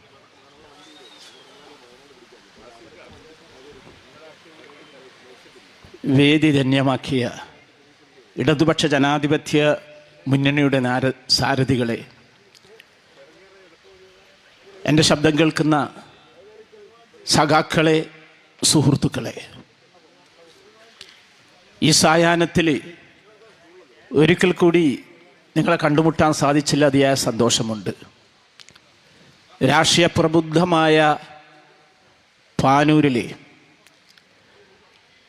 ഫെബ്രുവരി 1-ാം തീയതി സപ്തഭാഷ സംഗമസ്ഥാനമായി വിശേഷിപ്പിക്കപ്പെടാറുള്ള കുമ്പളയിൽ നിന്ന് പുറപ്പെട്ട LDF-ന്റെ വികസന മുന്നേറ്റ യാത്രക്ക് വരവേൽപ്പ് നൽകാൻ വേണ്ടിയാണ് ഇവിടെ നിങ്ങൾ സന്ധിച്ചിരിക്കുന്നത്. ജാഥ ക്യാപ്റ്റനും CPM പോളിറ്റ് ബ്യൂറോ അംഗവും സംസ്ഥാന CPM സെക്രട്ടറിയുമായ സഖാബ് MV ഗോവിന്ദൻ മാസ്റ്ററുടെ നേതൃത്വത്തിലുള്ള ജാഥയിൽ ഞങ്ങൾ അവരെ കൂടാതെ 12 പേരാണുള്ളത്. ഇന്ന് തിരക്ക് പിടിച്ചൊരു ദിവസമാണ്. അതായത് ഈ പരിപാടിയോടുകൂടി കണ്ണൂർ ജില്ലയോട് വിടവാങ്ങുകയാണ്. അതിനുശേഷം വയനാട്ടിലേക്ക് ചുരം കയറുകയാണ്. ഇന്ന് മാനന്തവാടിയിലും അതുപോലെ തന്നെ സുൽത്താൻ ബത്തേരിയിലും പരിപാടികൾ പങ്കെടുക്കേണ്ടതുണ്ട്. ഞങ്ങൾക്ക് മാത്രമല്ല, ജാഥ ലീഡർക്കുമുണ്ട്. LDF-ന്റെ നേതൃത്വത്തിലുള്ള 3-4 ജാഥകളിൽ സഖാവ് യശസ്വീര്യനായ കോടിയേരി ബാലകൃഷ്ണൻ സാറുടെയും അതുപോലെ തന്നെ മുന്നണി കൺവീനർ ഇപ്പോഴത്തെ പോളിറ്റ് ബ്യൂറോ അംഗവുമായ വിജയരാഘവൻ സാർ അവരുടെയൊക്കെ നേതൃത്വത്തിലുള്ള ജാഥയിൽ പങ്കെടുത്തിരുന്നു. എന്നും തന്നെ കേരളത്തിൻ്റെ ഓരോ ഗ്രാമാന്തരങ്ങളും പട്ടണങ്ങളും LDF-ന്റെ ആവേശഭരിതമായ സാന്നിധ്യമാണ് എന്ന് ഞങ്ങൾക്കറിയാം. പക്ഷേ ഇത് 1-ാം തീയതി പുറപ്പെട്ടത് മുതൽ ഞങ്ങൾക്ക് അനുഭവപ്പെട്ട, ഞങ്ങൾ ആസ്വദിച്ച ആവേശം ചെറുതല്ല എന്ന് ആദ്യമായി സൂചിപ്പിക്കട്ടെ. കുമ്പളയിലാവട്ടെ, കാസർഗോഡാവട്ടെ, കാലിക്കടവിലാവട്ടെ, പയ്യന്നൂരിലാവട്ടെ, ഇന്നലെ കണ്ണൂരിലും തലശ്ശേരിയിലുമാവട്ടെ, ഇന്ന് രാവിലെ മുതൽക്ക് തന്നെ തുടങ്ങിയ യാത്രകൾ, ഒന്ന് മുഖ്യമന്ത്രിയുടെ മണ്ഡലമായ ധർമ്മടത്ത്, അവിടെ മമ്പറത്തായിരുന്നു പരിപാടി. അത് കഴിഞ്ഞാണ് ഞങ്ങൾ ഇവിടെ എത്തുന്നത്. എന്തെന്നല്ലാത്തൊരാവേശം നമ്മുടെ പാർട്ടി പ്രവർത്തകരിലും അതുപോലെ തന്നെ അനുഭാവികളിലും കാണുന്നു. എന്തോ ഒന്ന് മണത്തറിഞ്ഞതിൻ്റെ ജാഗ്രത അവർ മനസ്സിലാക്കുന്നു. തദ്ദേശ സ്വയംഭരണ സ്ഥാപനങ്ങളിലേറ്റ ചെറിയൊരു തിരിച്ചടി ചില ഭാഗങ്ങളിൽ, കണ്ണൂരിലും അതുപോലെ തന്നെ കാസർഗോഡൊന്നും കാര്യമായി ബാധിച്ചിരുന്നില്ല. എന്നിട്ട് പോലും തന്നെ നമ്മുടെ ശത്രുക്കൾ, മതേതര ജനാധിപത്യത്തിൻ്റെ ശത്രുക്കൾ ഏതെങ്കിലും തരത്തിൽ ഒരു ചുവട് മുന്നോട്ട് വെക്കുന്നുണ്ടോ എന്നുള്ള സന്ദേഹമായിരിക്കണം വളരെ ജാഗ്രതയോടുകൂടി നമ്മുടെ സഹോദരിമാരും കുഞ്ഞുങ്ങളും അടക്കം തന്നെ ഈ പരിപാടിയിൽ വരുവാനും അതുപോലെ തന്നെ ഗോവിന്ദ മാസ്റ്റർക്ക് അഭിവാദ്യങ്ങൾ അർപ്പിക്കാനും കാണിക്കുന്ന ആവേശം. ഇതിനു മുമ്പ് ഈ പട്ടണങ്ങളിൽ കൂടി തന്നെ ഞങ്ങൾ കടന്നു പോയിട്ടുണ്ട്. അന്ന് വളരെ ആവേശമുണ്ടായിരുന്നു. പക്ഷേ അന്നത്തേക്കാൾ വലിയ ജനകീയ പങ്കാളിത്തമാണ് ഞങ്ങൾ അത്ഭുതപ്പെടുത്തുന്നത്. ഓരോ ദിവസവും തന്നെ ഞങ്ങൾ രാവിലെയും വൈകുന്നേരവും വിശകലനം നടത്തുന്ന സമയത്ത്, അതുപോലെ തന്നെ പൊതുസമൂഹത്തോട് സംവദിക്കുന്ന സമയത്ത് ഞങ്ങൾ ചോദിക്കാറുണ്ട്, നിങ്ങൾക്ക് എന്താണ് ഈ സമയത്ത് തോന്നുന്നത് എന്ന്. ഒരു കാര്യം അവരോട് ഉറപ്പിച്ചു പറഞ്ഞു, നിങ്ങൾ മാത്രമല്ല ഞങ്ങളെല്ലാം തന്നെ ജാഗ്രതാണ്ട ഒരു കാലഘട്ടമാണിത്. കഴിഞ്ഞ 10 വർഷത്തെ ഇടതുഭരണം, ഒരുപക്ഷെ ഒരു ഇടത് യുഗം ഇവിടെ സൃഷ്ടിച്ച ചില അത്ഭുതങ്ങളുണ്ട്. നമ്മൾ നേടിയെടുത്ത കുറേ നേട്ടങ്ങളുണ്ട്. ഒരു സംസ്ഥാനത്തിനും മറ്റൊരു രാജ്യത്തിനും തന്നെ കൈവരിക്കാൻ പറ്റാത്ത കുറേ വിസ്മയങ്ങളുണ്ട്. അത് പാഴാവുന്ന തരത്തിലുള്ള ഒരു നീക്കവും ഒരാളുടെ മുന്നിൽ നിന്നും ഉണ്ടാകാൻ പാടില്ല എന്നതിൻ്റെ തെളിവാണ് പൊരിവെയിലത്ത് നട്ടുച്ച നേരത്തൊക്കെ തന്നെ നമ്മുടെ പ്രവർത്തകന്മാർ ഇവിടെ എത്തുന്നതിൻ്റെ ചുറ്റും. പലപ്പോഴും ഒരു മാധ്യമ പ്രവർത്തകനും ഒരു രാഷ്ട്രീയ വിദ്യാർത്ഥിയുമായി ഞാൻ പറയാറുണ്ട്, ഈ കഴിഞ്ഞ 10 വർഷം നമുക്ക് കേരളത്തിൽ ജീവിക്കാൻ പറ്റിയത്, സഖാവ് പിണറായി വിജയന്റെ ഭരണത്തിന് കീഴിൽ ജീവിതം ചെലവഴിക്കാൻ പറ്റിയത് നമ്മുടെ ജീവിതത്തിലെ ഏറ്റവും വലിയ സുഹൃതമായി മഹാഭാഗ്യമായി കരുതുന്നവരാണ് ഞാൻ. നിഷ്പക്ഷമായി ചിന്തിക്കാൻ, നിങ്ങൾ തന്നെ ഒറ്റയ്ക്കിരുന്നു കൊണ്ട് നിഷ്പക്ഷമായി ചിന്തിച്ച് നോക്കൂ. കഴിഞ്ഞ 10 വർഷം കേരളത്തിൽ എന്ത് സംഭവിച്ചു? അതുമാത്രമല്ല, കേരളത്തിന് പുറത്ത് മറ്റ് സംസ്ഥാനങ്ങളിൽ ആഗോളതലത്തിൽ എന്ത് സംഭവിച്ചു? ആ സമയത്തെല്ലാം തന്നെ പ്രതിസന്ധികളും പ്രതിബന്ധങ്ങളും വരുന്ന സമയത്ത് നമ്മൾ എങ്ങനെ അതിനെ തരണം ചെയ്തു? ഹൗ വി ചാലഞ്ച്, ആ വെല്ലുവിളികളെ എങ്ങനെ നമ്മൾ ഏറ്റെടുത്തു? വലിയൊരു ചോദ്യമാണ് ഇത്. എൻ്റെയും നിങ്ങളുടെയും വ്യക്തിപരമായ കാര്യമല്ല, ഒരു സംസ്ഥാനത്തിൻ്റെ 3.5 കോടി ജനങ്ങളുടെ ഒരു പച്ചപ്പിൻ്റെ ഒരു പ്രശ്നമാണ് എന്ന് നിങ്ങൾ മനസ്സിലാക്കേണ്ടതുണ്ട്. സംഭവം ഇതിന് 2016 മുമ്പുള്ള കേരളത്തെക്കുറിച്ച് മാത്രം നിങ്ങളൊന്ന് ചിന്തിക്കുക. അല്ലെങ്കിൽ 1980 ശേഷമുള്ള നമ്മുടെ സാമ്പത്തിക അവസ്ഥയെക്കുറിച്ച് ചിന്തിക്കുക. ബഹുമാനപ്പെട്ട ഗോവിന്ദൻ മാഷ് തുടങ്ങുന്നത് 1947 മുതൽക്ക പട്ടിണിയും പരിവട്ടവുമായി, ഒരു നേരം പോലും കഞ്ഞി കുടിക്കാനില്ലാതെ, ഭക്ഷണം കഴിക്കാനില്ലാതെ, താളും അതുപോലെ തന്നെ ചേമ്പൊക്കെ കഴിച്ചൊരു കാലഘട്ടം ഉണ്ടായിരുന്നു നമ്മുടെ പൂർവീകന്മാരല്ല, നമ്മുടെ അമ്മമാരുടെയും ഉമ്മമാരുടെയും കാലഘട്ടത്തിൽ. അതിൽ നിന്നൊക്കെ മാറി സുഭിക്ഷമായ ഭക്ഷണവും ഒരിക്കലും ചോർന്നൊലിക്കാത്ത കൂരയും വീടും മാത്രമല്ല, നമ്മുടെ ജീവിതം ഇന്ന് സിംഗപ്പൂരിലെയും ജപ്പാനിലെയും എന്തിനു പറയുന്നു സ്കാൻഡിനേവിയൻ രാജ്യങ്ങളിലെ ജനങ്ങളുടെ ജീവിതത്തെ പോലെ ഉയർന്നു വന്നിരിക്കുകയാണ്.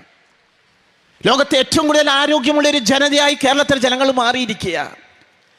ഏറ്റവും കുറഞ്ഞ ശിശു മരണനിരക്ക്, മോർട്ടാലിറ്റി, ഇൻഫാൻറ്റി മോർട്ടാലിറ്റി റേറ്റ് അമേരിക്കയേക്കാൾ കുറവാണ് ഇവിടെ. അമേരിക്കയിൽ 1,00,000 പേരിൽ 1000 പേരിൽ 5.6 പേരാണെങ്കിൽ കേരളത്തിൽ 5 പേര് മാത്രമേ മരിക്കുന്നുള്ളൂ. ഇതിന് പ്രധാന കാരണം പിണറായി ഗവൺമെന്റിന്റെ കീഴിൽ നമ്മൾ വല്ലാതെ പുരോഗതി കൈവരിച്ചു. ആ കൈവരിച്ചതിന്റെ ലക്ഷണങ്ങൾ നമ്മുടെ വിദ്യാലയങ്ങൾ, നമ്മുടെ സ്കൂളുകൾ, നമ്മുടെ ആശുപത്രികൾ, നമ്മുടെ റോഡുകൾ, നമ്മുടെ ജീവിത പരിസരം മുഴുവനും തന്നെ മാറിയിരിക്കുക.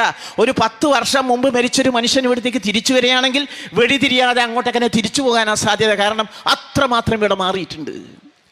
ഒരു 5 വർഷം മുമ്പ് ഗൾഫിൽ പോയവർ തിരിച്ചു വന്നിട്ട് ഞാൻ എന്തിനാണ് ഗൾഫിൽ പോകുന്നത്, ഇവിടെ തന്നെ നല്ല റോഡുണ്ടല്ലോ, ഇവിടെ തന്നെ സുഭിക്ഷം ഭക്ഷിക്കാനുണ്ടല്ലോ, പട്ടിണിടക്കുന്ന ആരുമില്ലാത്തൊരവസ്ഥയാണല്ലോ എന്ന് സ്വയം പറഞ്ഞു പോകും. ഇത് സത്യമാ, യാതൊരു സംശയമില്ല. വെറുതെ ഒരു ഗവൺമെന്റിനെയോ ഒരു ചിന്താസരണിയെയോ ഒരു രാഷ്ട്രീയ സഖ്യത്തെയോ പുകഴ്ത്തി പറയാനുള്ളതല്ല. നമ്മുടെ മനസ്സാക്ഷിയോട് ചോദിക്കുക, നമ്മളൊക്കെ കുട്ടിക്കാലം എങ്ങനെയാണ്, ഒരു 20 വർഷം മുമ്പ് നമ്മുടെ കുട്ടിക്കാലം എങ്ങനെയായിരുന്നു നാം ചെലവഴിച്ചത് എന്ന്, അന്ന് നമ്മുടെ ഭക്ഷണത്തിൻ്റെ ഇനങ്ങൾ എന്തായിരുന്നു എന്ന്, ഇന്ന് നമ്മുടെ കുഞ്ഞുങ്ങൾ കഴിക്കുന്നത് എന്താണ് എന്ന്, അന്ന് നമ്മുടെ ജീവിത സൗകര്യം എന്തായിരുന്നു എന്ന് മനസ്സിലാക്കണം. നമ്മൾ വല്ലാതെ മാറി, ചിന്താപരമായി നമ്മുടെ സ്വപ്നങ്ങൾ മാറി. സാധാരണ പ്രായമാകുന്ന സമയത്ത് സ്വപ്നങ്ങളൊക്കെ മടിയുമെന്നുള്ളതാ. നേരെ മറിച്ച ഒരു 80ന്റെ തികവിലാണ് ബഹുമാനപ്പെട്ട പിണറായി വിജയൻ എല്ലാം സ്വപ്നം കണ്ടുകൊണ്ട് പുതിയ തലമുറയെ മനസ്സിൽ കണ്ട്. ഞാൻ പറഞ്ഞു, അവിടെ വയനാട്ടിലേക്ക് ഭൂഗർഭപാത എന്ന് പറയുന്ന ഒരു ആശയമുണ്ടല്ലോ, ആ ആശയം മുന്നോട്ട് വെക്കുന്നതാണ് ഏറ്റവും വലിയ വിപ്ലവം. ചിന്തിക്കണം. അല്ലെങ്കിൽ അതിവേഗ ട്രെയിന്, അങ്ങനത്തെ ഒരു ആശയത്തെക്കുറിച്ച് ചിന്തിക്കാൻ കഴിയണ്ടേ? നമ്മുടെ മുൻ രാഷ്ട്രപതി അബ്ദുൽ കലാം പറയാറുണ്ട്, നമ്മൾ ഉറക്കത്തിൽ കാണുന്നതല്ല സ്വപ്നം, എന്താണോ നമ്മുടെ ഉറക്കം കെടുത്തുന്നത് അതാണ് സ്വപ്നം എന്ന് പറയും എന്നത്. ഇപ്പോൾ പിണറായി വിജയൻ സഖാവിൻ്റെ ആഗ്രഹങ്ങൾ ഒന്ന് അതിവേഗ പാതയാ. അതായത് തിരുവനന്തപുരത്ത് നിന്ന് ഒരു തീവണ്ടി, ഒരു പെൺകുട്ടി പുറപ്പെട്ടു കഴിഞ്ഞാൽ 4 മണിക്കൂർ കൊണ്ട് കണ്ണൂരെത്തുന്ന ഒരു തീവണ്ടി. ഇപ്പോൾ വന്ദേ ഭാരതിനൊക്കെ 8 മണിക്കൂർ 6 മണിക്കൂറിലധികം പിടിക്കുന്നുണ്ട്. അതുമാത്രമല്ല ടിക്കറ്റ് കിട്ടാൻ വലിയ പ്രയാസ. അതിനെക്കാട്ടി നല്ലൊരു ലോട്ടറി എടുക്കല പലപ്പോഴും കാണുന്നതാണ്. 2 മാസം മുമ്പൊക്കെ തന്നെ എടുക്കണം. അതിൻ്റെ റേറ്റ് ആവട്ടെ, എക്സിക്യൂട്ടീവ് ക്ലാസ്സിൽ പോവുകയാണെങ്കിൽ സാധാരണ ജനശാബ്ദിക്ക് 180 അല്ലെങ്കിൽ 200 രൂപയാണെങ്കിൽ ഇതിന് 2000 രൂപയിലധികം വരുന്നുണ്ട്. എന്നിട്ടും എടുക്കാൻ തയ്യാറാണ് നമ്മുടെ വിദ്യാർത്ഥികൾ. ഞാൻ പലപ്പോഴും ചിന്തിക്കാറുണ്ട്, വണ്ടിയിൽ നിന്ന് വരുന്ന സമയത്ത്, സാധാരണ ട്രെയിനാണെങ്കിൽ ഓരോ സ്റ്റേഷനിലെത്തുന്ന സമയത്തും തന്നെ അമ്മ ഞാൻ ഇവിടെത്തി, കൊല്ലത്തെത്തി, തൃശ്ശൂരെത്തി, ഷൊർണൂരെത്തി. ഒരു അമ്മ, മനസ്സ് പിടയുന്നൊരു അമ്മ അവരുടെ വീട്ടിലിരിക്കുന്നുണ്ട്. ഈ 18, 19, 20 വയസ്സുള്ള പെൺകുട്ടികൾ വീട്ടിൽ കൂടണിയുന്നതിന് വരെ ഈ അമ്മക്ക് സ്വസ്ഥതയില്ല. ആ സ്വസ്ഥതയ്ക്കൊരു പരിഹാരം ഉണ്ടാകാൻ വേണ്ടിയാണ് ഇടതുപക്ഷവും അതുപോലെ തന്നെ മുഖ്യമന്ത്രിയും പറയുന്നത് നമുക്ക് അതിവേഗ തീവണ്ടി വേണമെന്ന്. ഇത് പറയുന്ന സമയത്ത് നമ്മുടെ VD സതീശന് ഒരു ചിരിയ നടക്കൂല മക്കളെ, നടക്കൂല. അവിടെ ഭൂഗർഭ പാത അടിവാരത്തിൽ നിന്നും നേരെ മേപ്പാടിയിലേക്ക് എന്ന് പറഞ്ഞപ്പം ഞങ്ങൾ വിടൂല, കാരണം മലയൊക്കെ ഇവരുടെ പേരിലാണല്ലോ ഉള്ളത്, തറവാട്ട് വകയാണല്ലോ മല, ഞങ്ങൾ അതിനെ അനുവദിക്കൂല. എത്രത്തോളം എന്ന് വെച്ച് കഴിഞ്ഞാൽ ആ പാവങ്ങളുടെ പെൻഷൻ 1600 നിന്ന് 2000 ആക്കെന്ന് പറഞ്ഞപ്പോൾ അതൊന്നും പറ്റൂല. കോൺഗ്രസിനെ തറവാട്ടിൽ നിന്ന് എടുത്തിട്ടാണോ നമ്മളിവിടെ കൊടുക്കുന്നത്? ഇവിടെയാണ് നിഷേധാത്മക, ദ പൊളിറ്റിക്സ് ഓഫ് നെഗറ്റിവിറ്റി എന്ന് പറയും.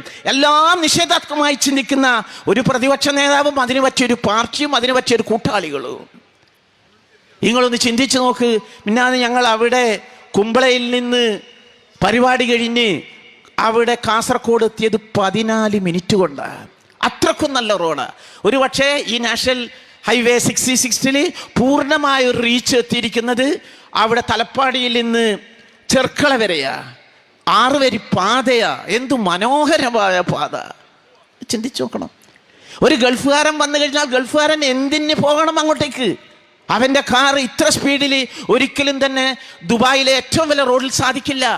ഇനി ഇത് എത്ര 444 മീറ്റർ അവിടെ തിരുവനന്തപുരത്ത് നിന്ന് വരെ, കിലോമീറ്റർ തിരുവനന്തപുരത്ത് നിന്ന് വരെ പൂർത്തിയായി കഴിഞ്ഞാൽ 3-4 മണിക്കൂർ കൊണ്ട് നമുക്ക് അവിടെ എത്താൻ പറ്റൂ. ഇതിനോട് സഹകരിക്കണ്ടേ? ഇത് ഒരു എന്തോ ഒരു അശുഭമായി കാണുന്ന പ്രതിപക്ഷമുണ്ടല്ലോ, കോൺഗ്രസ്സുകാരും മുസ്ലിം ലീഗുകാരും. അവരെ ആദ്യം നിങ്ങൾ അവരെ മാനസികമായി അവരെ ചികിത്സിക്കണം. നിങ്ങൾ ഒരു കാര്യം മനസ്സിലാക്കേണ്ടത്, ഈ നാഷണൽ ഹൈവേ 66 ഏറ്റവും നന്നായി പൂർത്തിയായിരിക്കുന്ന എവിടെയാണെന്നറിയില്ലേ? മലപ്പുറം ജില്ലയിലാണ്. ഏകദേശം നന്നായിട്ട് പൂർത്തിയായിട്ടുണ്ട്. ഇവിടെ പ്രതിപക്ഷം, ഭരണപക്ഷം ഒരിക്കലും തന്നെ പ്രതിപക്ഷം എന്നോ ഭരണപക്ഷമെന്നോ കൂടാതെ വികസനത്തിന്റെ പാതയിൽ രാജപാത തുറന്നിടുകയാ. 6 വരി പാതയാ. അടുത്തൊരു അനുഭവം ഉണ്ടായി. അവിടെ ചേളാരി കഴിഞ്ഞാലാണ് മലപ്പുറത്ത് ഏറ്റവും കൂടുതൽ അപകടമുള്ള ഒരു പ്രദേശം. എത്രയോ അപകടം, മുമ്പ് ഒരു ബസ് മറിഞ്ഞ് 32 പേരൊക്കെ മരിച്ചിട്ടുണ്ട്. അതുകൊണ്ട് തന്നെ ഒരിക്കലും അപകടമില്ലാത്ത ഒരു റോഡായിരിക്കണമെന്ന് നമ്മുടെ ഗവൺമെന്റിന് നിർബന്ധമുണ്ടായിരുന്നു. ആഗോള നിലവാരമുള്ള അതിൻ്റെ വിദഗ്ധര് അവിടെ എന്ത് ചെയ്തു? റോഡിൽ പാലം പണിയുന്നതിന് മുമ്പ് 6 തൂണിൻ്റെ മേലെ പാലം പണിതു. എത്ര 3 കിലോമീറ്റർ ചേളാരിയിൽ നിന്ന് നിങ്ങൾ നോക്കിക്കോ, ഒരൊറ്റ സ്ട്രെച്ചാണ് സംഭവം. മനോഹരമായ പാത.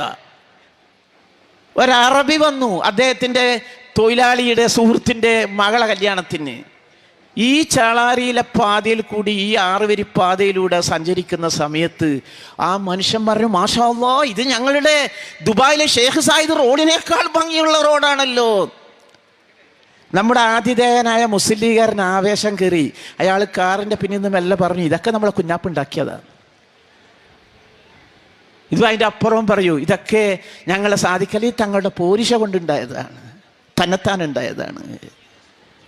നിങ്ങൾ മനസ്സിലാക്കണം, ഒരു വികസനത്തിൻ്റെ നമുക്കൊന്നും സ്വപ്നം കാണാത്തൊരു പാതയാണ് ഈ ഏപ്രിൽ മെയ്യോടുകൂടി പൂർത്തിയാക്കാൻ പോകുന്നത് സംഭവം. നമ്മുടെ കോഴിക്കോട് ജില്ലയിലെ പാതയൊക്കെ വളരെ വികസിച്ചു കൊണ്ടിരിക്കുന്നുണ്ട് സംഭവം. കണ്ണൂരിലും വർക്ക് നന്നായിട്ട് നടക്കുന്നുണ്ട് സംഭവം. എത്ര രൂപ നമ്മൾ ചിലക്കി? 5600 കോടി രൂപയാണ് നമ്മുടെ സംസ്ഥാന ഗവൺമെന്റ് ചെലവാക്കിയത്. സാധാരണ ഹൈവേ വികസനത്തിന്റെ കാര്യത്തിൽ ചില സഹായം നൽകുക എന്നല്ലാതെ ഭൂമി ഏറ്റെടുക്കേണ്ട ആവശ്യമുണ്ടായിരുന്നില്ല. ഇത് 2016 അന്നത്തെ ഉമ്മൻചാണ്ടി ഗവൺമെന്റ് ഫയല് പൂട്ടിവെച്ച് ഇതൊന്നും നടക്കൂല എന്ന് പറഞ്ഞ് പോയതാ. അതുപോലെ തന്നെ നമ്മുടെ നാഷണൽ ഹൈവേ അതോറിറ്റി അവരുടെ ഓഫീസ് പൂട്ടിപ്പോയതാ. അപ്പോഴാണ് സഖാവ് പിണറായി വിജയൻ അവരെ തിരിച്ചു വിളിക്കുന്നത്. അങ്ങനെ പൂട്ടിപ്പോകാൻ പാടില്ല. ഇതൊരു നാട്ടിൻ്റെ സ്വപ്നമാ, ഒരു നാട്ടിൻ്റെ നാടിമിടിപ്പാ.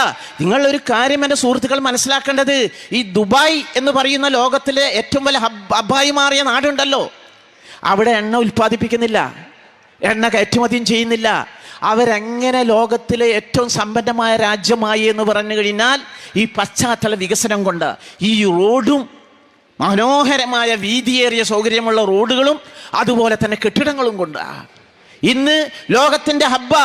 എല്ലാ തരത്തിലുള്ള വികസനവും തട്ട് തലോടിയിട്ടാണ് ദുബായിലൂടെ കടന്നു പോകുന്നത്. നമ്മുടെ ബഹുമാനപ്പെട്ട ജാഥ ക്യാപ്റ്റന് സഖാവ് MP ഗോവിന്ദൻ മാഷ് ഇത് ആനയിച്ചു കൊണ്ടുവരുന്നുണ്ട്. ഒരാളും തന്നെ അവർ ഇവിടെ വന്ന് അവരുടെ ഹ്രസ്വമായൊരു പ്രസംഗമുണ്ട്. ആ പ്രസംഗം കഴിയുന്നവരെ ഇവിടെ നിന്ന് എഴുന്നേറ്റ് പോകാൻ പാടില്ല.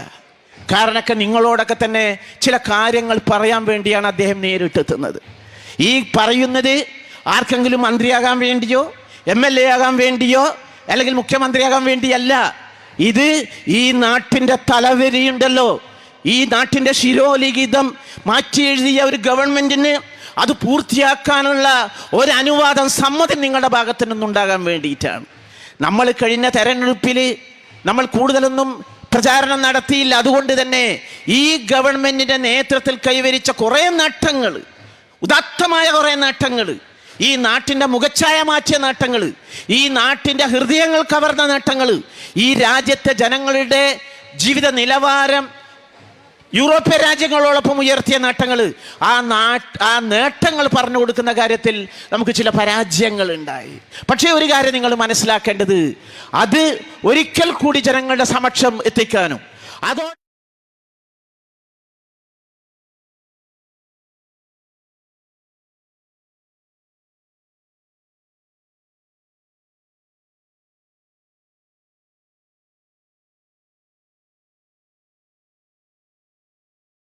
വിജയിപ്പിക്കാനുള്ള എല്ലാ തരത്തിലുള്ള സജ്ജീകരണങ്ങളും ജനാധിപത്യ മുന്നണിയുടെ നേതാക്കന്മാരും പ്രവർത്തകരും പൂർത്തിയാക്കി കഴിഞ്ഞിട്ടുണ്ട് എന്നുള്ളതാണ് സന്തോഷകരമായ അവസ്ഥ.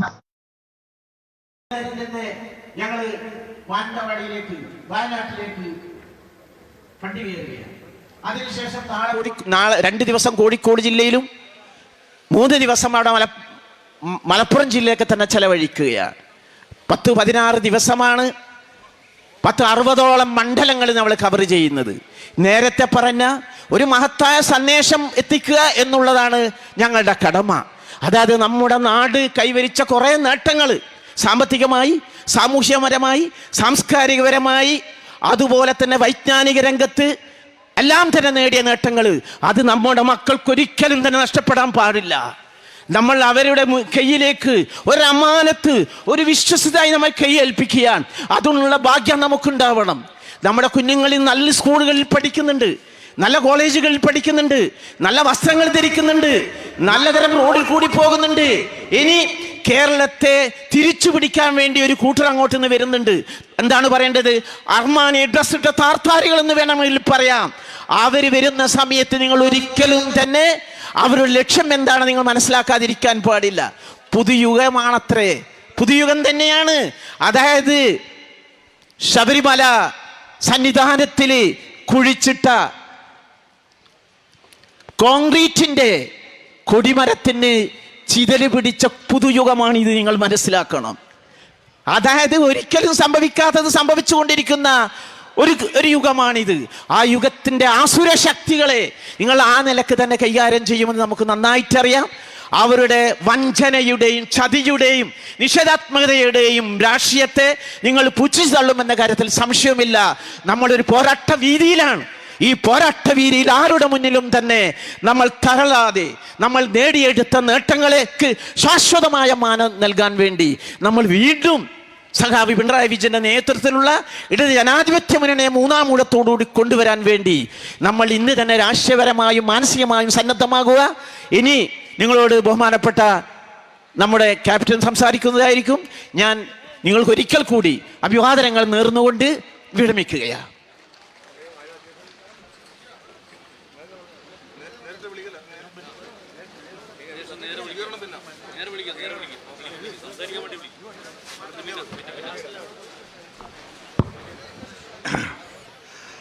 വേദിയിലെ ഇടതുപക്ഷ ജനാധിപത്യ മുന്നണി നേതാക്കന്മാരെ, പ്രിയപ്പെട്ട സഖാക്കളെ, ഇതുപോലുള്ള ഒരുപാട് ജനക്കൂട്ടവും കണ്ടിട്ടാണ് നമ്മുടെ ഗോവിന്ദൻ മാസ്റ്റർ ഇവിടെ എത്തിച്ചേർന്നിരിക്കുന്നത്. അതുകൊണ്ട് തന്നെ കൂടുതൽ കാര്യങ്ങളിലേക്കൊന്നും കടക്കണമെന്ന് ഞാൻ ആഗ്രഹിക്കുന്നില്ല. കാരണം നമ്മളെ സംബന്ധിച്ചിടത്തോളം നമ്മളൊരു ഊർജ്ജസ്വലതയോടുകൂടിയുള്ള മുന്നോട്ടുള്ള പോക്കിനാണ് ഉള്ളത്. അത് സംസ്ഥാനത്തുടനീളം എത്തിക്കുക എന്ന ലക്ഷ്യത്തോടു കൂടിയാണ് സഖാവ് ഗോവിന്ദൻ മാസ്റ്റർ ഇവിടെ എത്തിച്ചേർന്നിരിക്കുന്നത്. അദ്ദേഹത്തെ നിങ്ങളോട് പ്രസംഗിക്കാൻ വേണ്ടി വിനയപൂർവ്വം ക്ഷണിക്കുന്നു.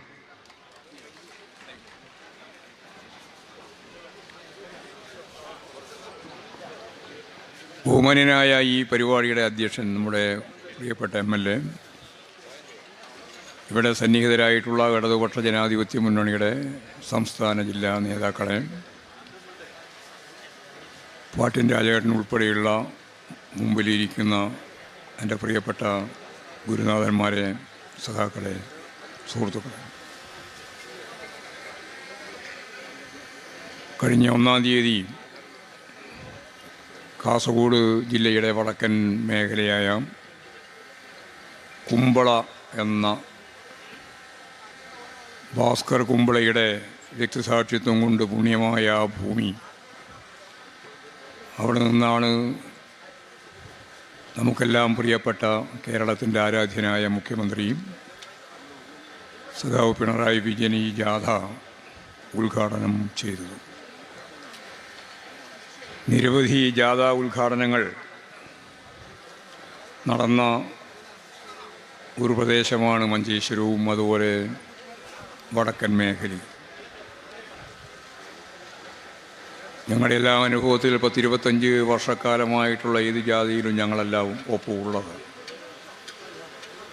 ഒരു ജാതിയുടെ സ്വീകരണ പരിപാടിയിലും ഒരു ജാതിയുടെ ഉദ്ഘാടന സമ്മേളനത്തിലും പങ്കെടുക്കാതെ അത്ര ആളുകൾ. ഇടതുപക്ഷ ജനാധിപത്യ മുന്നണിക്ക് അത്രയൊന്നും സ്വാധീനമില്ലാത്ത മഞ്ചേശ്വരം മണ്ഡലത്തിലെ കുമ്പളയിൽ വെച്ച് വലിയ രീതിയിലുള്ള ഒരു ജനകീയ മുന്നേറ്റം സൃഷ്ടിച്ചുകൊണ്ടാണ് ജാഥ ഉദ്ഘാടനം നടന്നത്. പിന്നിട്ട് വന്ന എല്ലാ മണ്ഡലങ്ങളിലും ഒന്നിനൊന്ന് മെച്ചപ്പെട്ട രീതിയിലുള്ളൊരു ജനകീയ കുത്തൊഴുക്ക് ഞങ്ങൾ ഈ ജാതിയുടെ ഭാഗമായിട്ട് കാണുക. അത് ഈ ജാതിയുടെ ഭാഗമായിട്ട് ഞങ്ങളെല്ലാം ഉള്ളത് കൊണ്ടാണെന്ന ഒരു തെറ്റിദ്ധാരണയും ഞങ്ങൾക്കാർക്കും ഇല്ല. ഈ കേരളത്തിൽ ഇന്ന് വർത്തമാന കാലഘട്ടത്തിൽ പ്രസക്തമായ ശരിയായ ദിശാബോധമുള്ള നിലപാടുകൾ ഉയർത്തിപ്പിടിച്ച് ഇടതുപക്ഷ ജനാധിപത്യ മുന്നണി മുന്നോട്ടേക്ക് വരുമ്പോൾ അതിൻ്റെ പ്രതീകമായിട്ട് ഈ ജാതിയെ സ്വീകരിക്കാനും ഈ ജാതിയോടൊപ്പം ചേരാനും ഓരോ സ്വീകരണ കേന്ദ്രത്തിലും 10,000-കണക്കിന് ആളുകളാണ് സജീവമായി, ഊർജ്ജസ്വലമായി, ആവേശമായി മുന്നോട്ടേക്ക് വന്നത്. നിങ്ങൾക്കറിയാം, ഈ ജാതിയുടെ ഏറ്റവും പ്രധാനപ്പെട്ട മുദ്രാവാക്യങ്ങൾ കുറേ ഇവിടെ വിശദീകരിച്ചിട്ടുണ്ട്. ഞാൻ സുദീർഘമായ ഒരു പ്രസംഗത്തിലേക്കൊന്നും കടക്കാൻ മുതിരുന്നില്ല. ഇന്ന് വൈകുന്നേരം 5 മണിക്ക് വയനാട് ജില്ലയിലെ മാനന്തവാടിയും അത് കഴിഞ്ഞ് ബത്തേരിയുമാണ് എത്തേണ്ടത്. അപ്പോൾ രാത്രിയാകുന്നതിന് മുമ്പ് അവിടെ എത്തിച്ചേരേണ്ടതുണ്ട് എന്നുള്ളതുകൊണ്ടും ഒരു സുദീർഘമായ പ്രസംഗത്തിലേക്ക് കടക്കാനാവില്ല എന്ന് നിങ്ങൾക്കെല്ലാം അറിയാം. ഞങ്ങൾ ആറ്റിക്കുറുക്കി 2 പ്രധാനപ്പെട്ട പ്രശ്നങ്ങളാണ് ഈ ജാതിയുടെ ഭാഗമായിട്ട് ഉന്നയിക്കുന്നത്. ഒന്ന്, നമ്മുടെ കഴിഞ്ഞ ബഡ്ജറ്റ് കേന്ദ്ര ഗവൺമെൻറ് അവതരിപ്പിച്ചപ്പോഴും അതിനു മുമ്പ് 9 ബഡ്ജറ്റ് അവതരിപ്പിച്ചപ്പോഴും കേരളത്തെ പരിഗണിച്ചിട്ടില്ല. കേരളം അവരുടെ പരിഗണനയില്ല. ഒരു BJP നേതാവ് പറഞ്ഞത് എന്തെങ്കിലും പരിഗണന ലഭിക്കണമെങ്കിൽ പിണറായി വിജയൻ NDAയിൽ ചേരണമെന്നാണ്. ഇതാണ് ഫെഡറൽ സംവിധാനത്തിൻ്റെ കഴുത്തിന് കത്തിവെക്കുന്ന BJPയുടെ നിലപാട്. ഇടതുപക്ഷ രാഷ്ട്രീയ പ്രസ്ഥാനത്തിൻ്റെ ഒരേ ഒരു ബദൽ ഗവൺമെൻറ് ഉള്ളത് കേരളത്തിലാണ്. ആ ഗവൺമെൻറ്റിൻ്റെ തലവനായ മുഖ്യമന്ത്രി നിങ്ങൾക്ക് എന്തെങ്കിലും ആനുകൂല്യം ലഭിക്കണമെങ്കിൽ, തരണമെങ്കിൽ നിങ്ങൾ NDAയുടെ ഭാഗമാവണമെന്ന് പറയാനുള്ള ധാർഷ്ട്യം, അത് കേവലമായ ധാർഷ്ട്യമല്ല, കേന്ദ്രീകൃത രീതിയാണ്. ഒരു ഫെഡറൽ സംവിധാനത്തെയും ഞങ്ങൾ അംഗീകരിക്കുന്നില്ല. ഏകീകൃത കേന്ദ്രം, അതിൻ്റെ കീഴിലായിട്ട് മുനിസിപ്പാലിറ്റി പോലെ, പഞ്ചായത്ത് പോലെ വേണമെങ്കിൽ സംസ്ഥാനം. ഇതാണ് അവരുടെ നിലപാട്. ഇത് RSSൻ്റെ ഇപ്പോഴത്തല്ല, പതിറ്റാണ്ടുകൾക്ക് മുമ്പുള്ള നിലപാട് തന്നെയാണ്. ഇന്ത്യയുടെ ഭൂപടത്തിൽ കേന്ദ്ര ഗവൺമെൻറ് കേരളത്തെ ഉൾപ്പെടുത്തുന്നില്ല. എന്നാൽ ഒരു കാര്യം ഞാൻ വ്യക്തമാക്കാൻ ആഗ്രഹിക്കുകയാണ്. നിങ്ങൾ കേരളത്തെ ഉൾപ്പെടുത്താതെ രാഷ്ട്രീയ വിരോധം കൊണ്ട് നിങ്ങളുടെ കേന്ദ്രീകൃതമായ നിലപാടിൻ്റെ ഭാഗമായി ജനങ്ങളെ വെല്ലുവിളിക്കുമ്പോൾ ഞങ്ങൾക്കൊരു കാര്യം പറയാനുള്ളത്, ഇന്ത്യ എന്ന ഈ രാജ്യത്തിൻ്റെ ഒരു ചെറിയ ഭാഗമായ കേരളം ലോകഭൂപടത്തിൽ ലോകം അംഗീകരിക്കുന്ന രീതിയിൽ അടയാളപ്പെടുത്താനുള്ള കരുത്തുറ്റ പ്രസ്ഥാനമായിട്ട്, നാടായിട്ട് കേരളം മുന്നേറുകയാണ്. ആ മുന്നേറ്റത്തൊപ്പം വേണം ജനങ്ങൾ എന്നാണ് ഞങ്ങൾ അഭ്യർത്ഥിക്കുന്ന ഒന്നാമത്തെ കാര്യം. കേരള ഇന്ത്യയുമായിട്ടല്ല താരതമ്യം ചെയ്യുന്നത്, ഇന്ത്യൻ സംസ്ഥാനങ്ങളുമായിട്ടല്ല ഞങ്ങളതിനെ പരിശോധിക്കുന്നത്, ലോകത്തെ വിവിധ വികസിത രാജ്യങ്ങളുമായിട്ട് ബന്ധപ്പെട്ടാണ്, അമേരിക്ക ഉൾപ്പെടെ. സ്വാഭാവികമായിട്ടും ഈ കേരളം എങ്ങനെയാണ് മറ്റിതര സംസ്ഥാനങ്ങളിൽ നിന്ന് വ്യത്യസ്തമായിട്ട്, ലോകത്തിൻ്റെ വിവിധ മേഖലയിൽ നിന്ന് വ്യത്യസ്തമായിട്ട് ഇങ്ങനെയൊരു വളർച്ച, ഇങ്ങനെയൊരു പുരോഗതി, ഇങ്ങനെയൊരു ലോകത്തെ അടയാളപ്പെടുത്താനുള്ള ശേഷി നേടിയത്? ഇത് കമ്മ്യൂണിസ്റ്റുകാരോ ഇടതുപക്ഷ ജനാധിപത്യ മുന്നണിക്കാരോ പറയുമ്പോൾ അത് അതിശയോക്തിയായിട്ട് നിങ്ങൾക്ക് തോന്നാം. പതിറ്റാണ്ടുകൾക്ക് മുമ്പ് അമർത്യ സെന്നാണ് പറഞ്ഞത് ആദ്യമായിട്ട്, ഇതൊരു അത്ഭുതകരമായ പ്രതിഭാസമാണെന്ന്. ഒരു മുതലാളിത്ത സമൂഹത്തിൽ കേരളം എന്ന നാട് അതിൻ്റെ ഏറ്റവും താഴേക്കടവിലുള്ള പാവപ്പെട്ട മനുഷ്യരുടെ ജീവിതത്തെ മെച്ചപ്പെടുത്തി. അദ്ദേഹമാണ് ആ പദം ആദ്യമായിട്ട് ഉപയോഗിച്ചത്. കേരള മോഡൽ വികസനം എങ്ങനെ പ്രാവർത്തികമാക്കി എന്ന് പറയുക മാത്രമല്ല ചെയ്തത്, ഈ കേരള മോഡൽ വികസനം ലോകം പഠിക്കണം. മുതലാളിത്ത സമൂഹത്തിൻ്റെ ഭാഗമായിട്ട് നിൽക്കുന്ന ഇന്ത്യയിലെ കേരളവും മുതലാളിത്ത വ്യവസ്ഥയുടെ ഭാഗം തന്നെയാണ്, ഭരണകൂട വ്യവസ്ഥ അതുതന്നെയാണ്. എന്നിട്ട് ഈ കേരളത്തിലെ ജനങ്ങളുടെ ജീവിതം, ആളോഹരി വരുമാനത്തിൽ പൊതുവേ കുറവുള്ള ഈ കേരളത്തിലെ ജനങ്ങൾക്ക് അവരുടെ ജീവിത നിലവാരം മെച്ചപ്പെടുത്താൻ എങ്ങനെ സാധിച്ചു എന്നതാണ് കേരള മോഡൽ എന്ന് പറഞ്ഞത്. ഞങ്ങളാരുമല്ല പറഞ്ഞത്, അമർത്യ സെൻ എന്ന ലോകപ്രശസ്തനായിട്ടുള്ള ചിന്തകനാണ്. അയാൾ ഇപ്പോഴും ജീവിച്ചിരിപ്പുണ്ട്. ഇപ്പോഴും ആവേശത്തോടു കൂടിയാണ് കേരളത്തെപ്പറ്റി പറയുമ്പോഴും കേൾക്കുമ്പോഴും അദ്ദേഹത്തിൻ്റെ ഒരു മാനസിക നില. എങ്ങനെയാണിത് സാധിച്ചത്? വളരെ പ്രധാനമായിട്ട് രണ്ടെണ്ണമാണ്. ഒന്ന്, ലോകത്ത് ഈ കേരളം പോലെ ഈ സാന്ദ്രതയിൽ ജീവിക്കുന്ന 3 പ്രധാനപ്പെട്ട സാർവദേശീയ മതങ്ങളുടെ ഭാഗമായിട്ടുള്ള ജനതയുടെ ആവാസ കേന്ദ്രം വേറെ ഈ ഭൂമുഖത്ത് എവിടെയില്ല. ഇന്ത്യയിലല്ല ഞാൻ പറഞ്ഞത്, ഈ ഭൂമുഖത്ത് എവിടെയില്ല. ഹിന്ദു, മുസ്ലിം, ക്രിസ്ത്യാനി, ഒരു 40-48% ന്യൂനപക്ഷം മുസ്ലിമും ക്രിസ്ത്യാനിയും, ഒരു 50-52% ഹിന്ദു എന്ന് പറയുന്ന വിഭാഗവും. ഇങ്ങനെ ലോകത്തെവിടെയും ഈ റേഷ്യോയിൽ ഈ 3 സാർവദേശീയ മതങ്ങളിൽപ്പെട്ടവർ ജീവിക്കുന്ന നാടില്ല. അപ്പോൾ സ്വാഭാവികമായിട്ടും ഇവിടെ ഗൗരവമാണ്. എന്നാൽ എന്താണ് നമുക്ക് ഈ കേരളത്തിൻ്റെ പ്രത്യേകത? ഭൂതകാല ചരിത്രമെന്ന് പറയുന്നത് ബ്രാഹ്മണ്യത്തിൻ്റെതാണ്. ഞാനതിൻ്റെ വിശദീകരണത്തിലേക്ക് കടക്കേണ്ടതില്ല. ചിലരിപ്പോൾ പറയുന്നത് ഭൂതകാലം ഭയങ്കരമായിരുന്നു. താനി അടിമത്ത ജീവിതം, അടിമകളെ പോലെ ജീവിച്ച, അടിമ തുല്യമായി ജീവിച്ച മനുഷ്യൻ്റെ ജീവിത രീതി, തൊട്ടുകൂടായ്മ, തീണ്ടിക്കൂടായ്മ, കണ്ടുകൂടായ്മ, ഒരു വഴിയിലൂടെ നടന്നു പോയിക്കൂടാ, പാവപ്പെട്ട മനുഷ്യൻ നടക്കുന്നു എന്ന് ഹോയ് എന്ന അടയാളപ്പെടുത്തലിൻ്റെ ശബ്ദം വേണം ബ്രാഹ്മണനും സവർണനും മാറിപ്പോകാൻ. ഇതായിരുന്നു ഈ കേരളത്തിൻ്റെ പഴയകാല ചിത്രം, അതിൻ്റെ ഭൂതകാലം. ഞാൻ ആ ഭൂതകാലത്തിലേക്കല്ല, ആസന്ന ഭൂതകാലത്തേക്കാണ് കടക്കുന്നത്. ഈ ഭൂതകാലത്തിന് ഈ പറഞ്ഞ രീതിയിലുള്ള അവസ്ഥയായിരുന്നു. പട്ടിണി മരണങ്ങളായിരുന്നു കേരളത്തിൻ്റെ മുഖമുദ്ര. 1961 ഇടതുപക്ഷ ജനാധിപത്യ അന്നത്തെ കമ്മ്യൂണിസ്റ്റ് പാർട്ടിയുടെ ഗവൺമെൻറ് നേതൃത്വം കൊടുത്ത 57 VMSൻ്റെ ഗവൺമെൻറ്റിന് ശേഷം നടന്ന കാനേഷുമാരിയിൽ ഇന്ത്യയിൽ ഏറ്റവും കൂടുതൽ പട്ടിണി കിടക്കുന്ന മനുഷ്യരെ എവിടെയാണ് എന്ന് കണ്ടെത്തിയത് എവിടെയാണ്? ഈ കേരളത്തിലാണ്. കേരളത്തിലെ പട്ടിണി എത്രയാ? 81%. പട്ടിണിയും അർദ്ധപട്ടിണിയുമായിട്ട് ജീവിച്ച ഒരു ജനതയായിരുന്നു ഈ 1961 വരെ ഈ കേരളത്തിൽ എന്ന് കൃത്യമായിട്ട് കാനേഷുമാരി കണക്കുണ്ട്. പട്ടിണിയും അർദ്ധപട്ടിണിയും. പട്ടിണിയെപ്പറ്റി ഇപ്പോൾ ഇവിടെ ഇരിക്കുന്ന പലർക്കും അറിയില്ല. കുറച്ച് മുതിർന്നവർക്ക് മാത്രമേ കേരളത്തിൻ്റെ പട്ടിണിയെ സംബന്ധിച്ചറിയൂ. കേരളത്തിൻ്റെ പട്ടിണിയെപ്പറ്റി മനസ്സിലാക്കാൻ പറ്റിയ ഏറ്റവും ഗൗരവമുള്ളൊരു പുസ്തകം ഞാൻ ഇതിനിടെ കുറച്ചു കാലം മുമ്പ് വായിച്ചു. അത് ഈ കേരളത്തിലും ഇന്ത്യയിലും അറിയപ്പെട്ട വിദ്യാഭ്യാസ വിശേഷണൻ എന്ന രീതിയിൽ അറിയപ്പെടുന്ന, ഇവിടെ കേരളക്കാരനായ മലയാളിയായ പട്ടികജാതി വിഭാഗത്തിൽപ്പെട്ട ഉന്നത വിദ്യാഭ്യാസം നേടിയിട്ടുള്ള ഒരാളുണ്ട്, ഒരു പ്രൊഫസർ, ഡോക്ടർ എല്ലാം. അദ്ദേഹത്തിൻ്റെ പേരാണ് കുഞ്ഞാമൻ എന്ന് പറയുന്നത്. കുഞ്ഞാമൻ കേരള യൂണിവേഴ്സിറ്റിയിലുണ്ടായിരുന്നു, ബോംബെ യൂണിവേഴ്സിറ്റിയിലുണ്ടായിരുന്നു, കേന്ദ്ര ഗവൺമെൻറ്റിൻ്റെ ഉപദേഷ്ടാവായിട്ടുണ്ടായിരുന്നു, പട്ടികജാതിക്കാരനാണ്. അദ്ദേഹം എഴുതിയൊരു പുസ്തകമുണ്ട്. ആ പുസ്തകത്തിൻ്റെ പേര് എതിര് എന്നാണ്. പേരെന്നൊരു പ്രത്യേകതയാണ്, എതിര്. ആ എതിര് എന്ന പുസ്തകത്തിൽ എന്താണ് പട്ടിണി എന്നതിനെ സംബന്ധിച്ച് അദ്ദേഹം കൃത്യമായിട്ട് വിശകലനം ചെയ്യുന്നുണ്ട്. വായിക്കുമ്പോൾ നമ്മുടെ കണ്ണ് നിറയും. കുഞ്ഞാമൻ പറയാണ്, എനിക്ക് എല്ലാ പരീക്ഷയിലും സ്വർണ്ണ മെഡൽ കിട്ടും എന്ന് പറഞ്ഞാൽ നന്നായിട്ട് പഠിക്കുന്ന ഒരു വിദ്യാർത്ഥിയും ചെറുപ്പക്കാരനുമാണ്.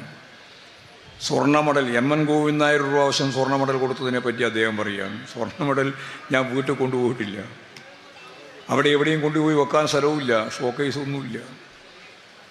ഞാൻ ആ സ്വർണ്ണ മെഡൽ അപ്പോൾ തന്നെ കൊണ്ടുപോയിട്ട് വിറ്റു, എന്നിട്ട് പട്ടിണി മാറ്റാൻ വേണ്ടി, കഞ്ഞി കുടിക്കാൻ വേണ്ടി അത് ഉപയോഗിച്ചു എന്നാണ്.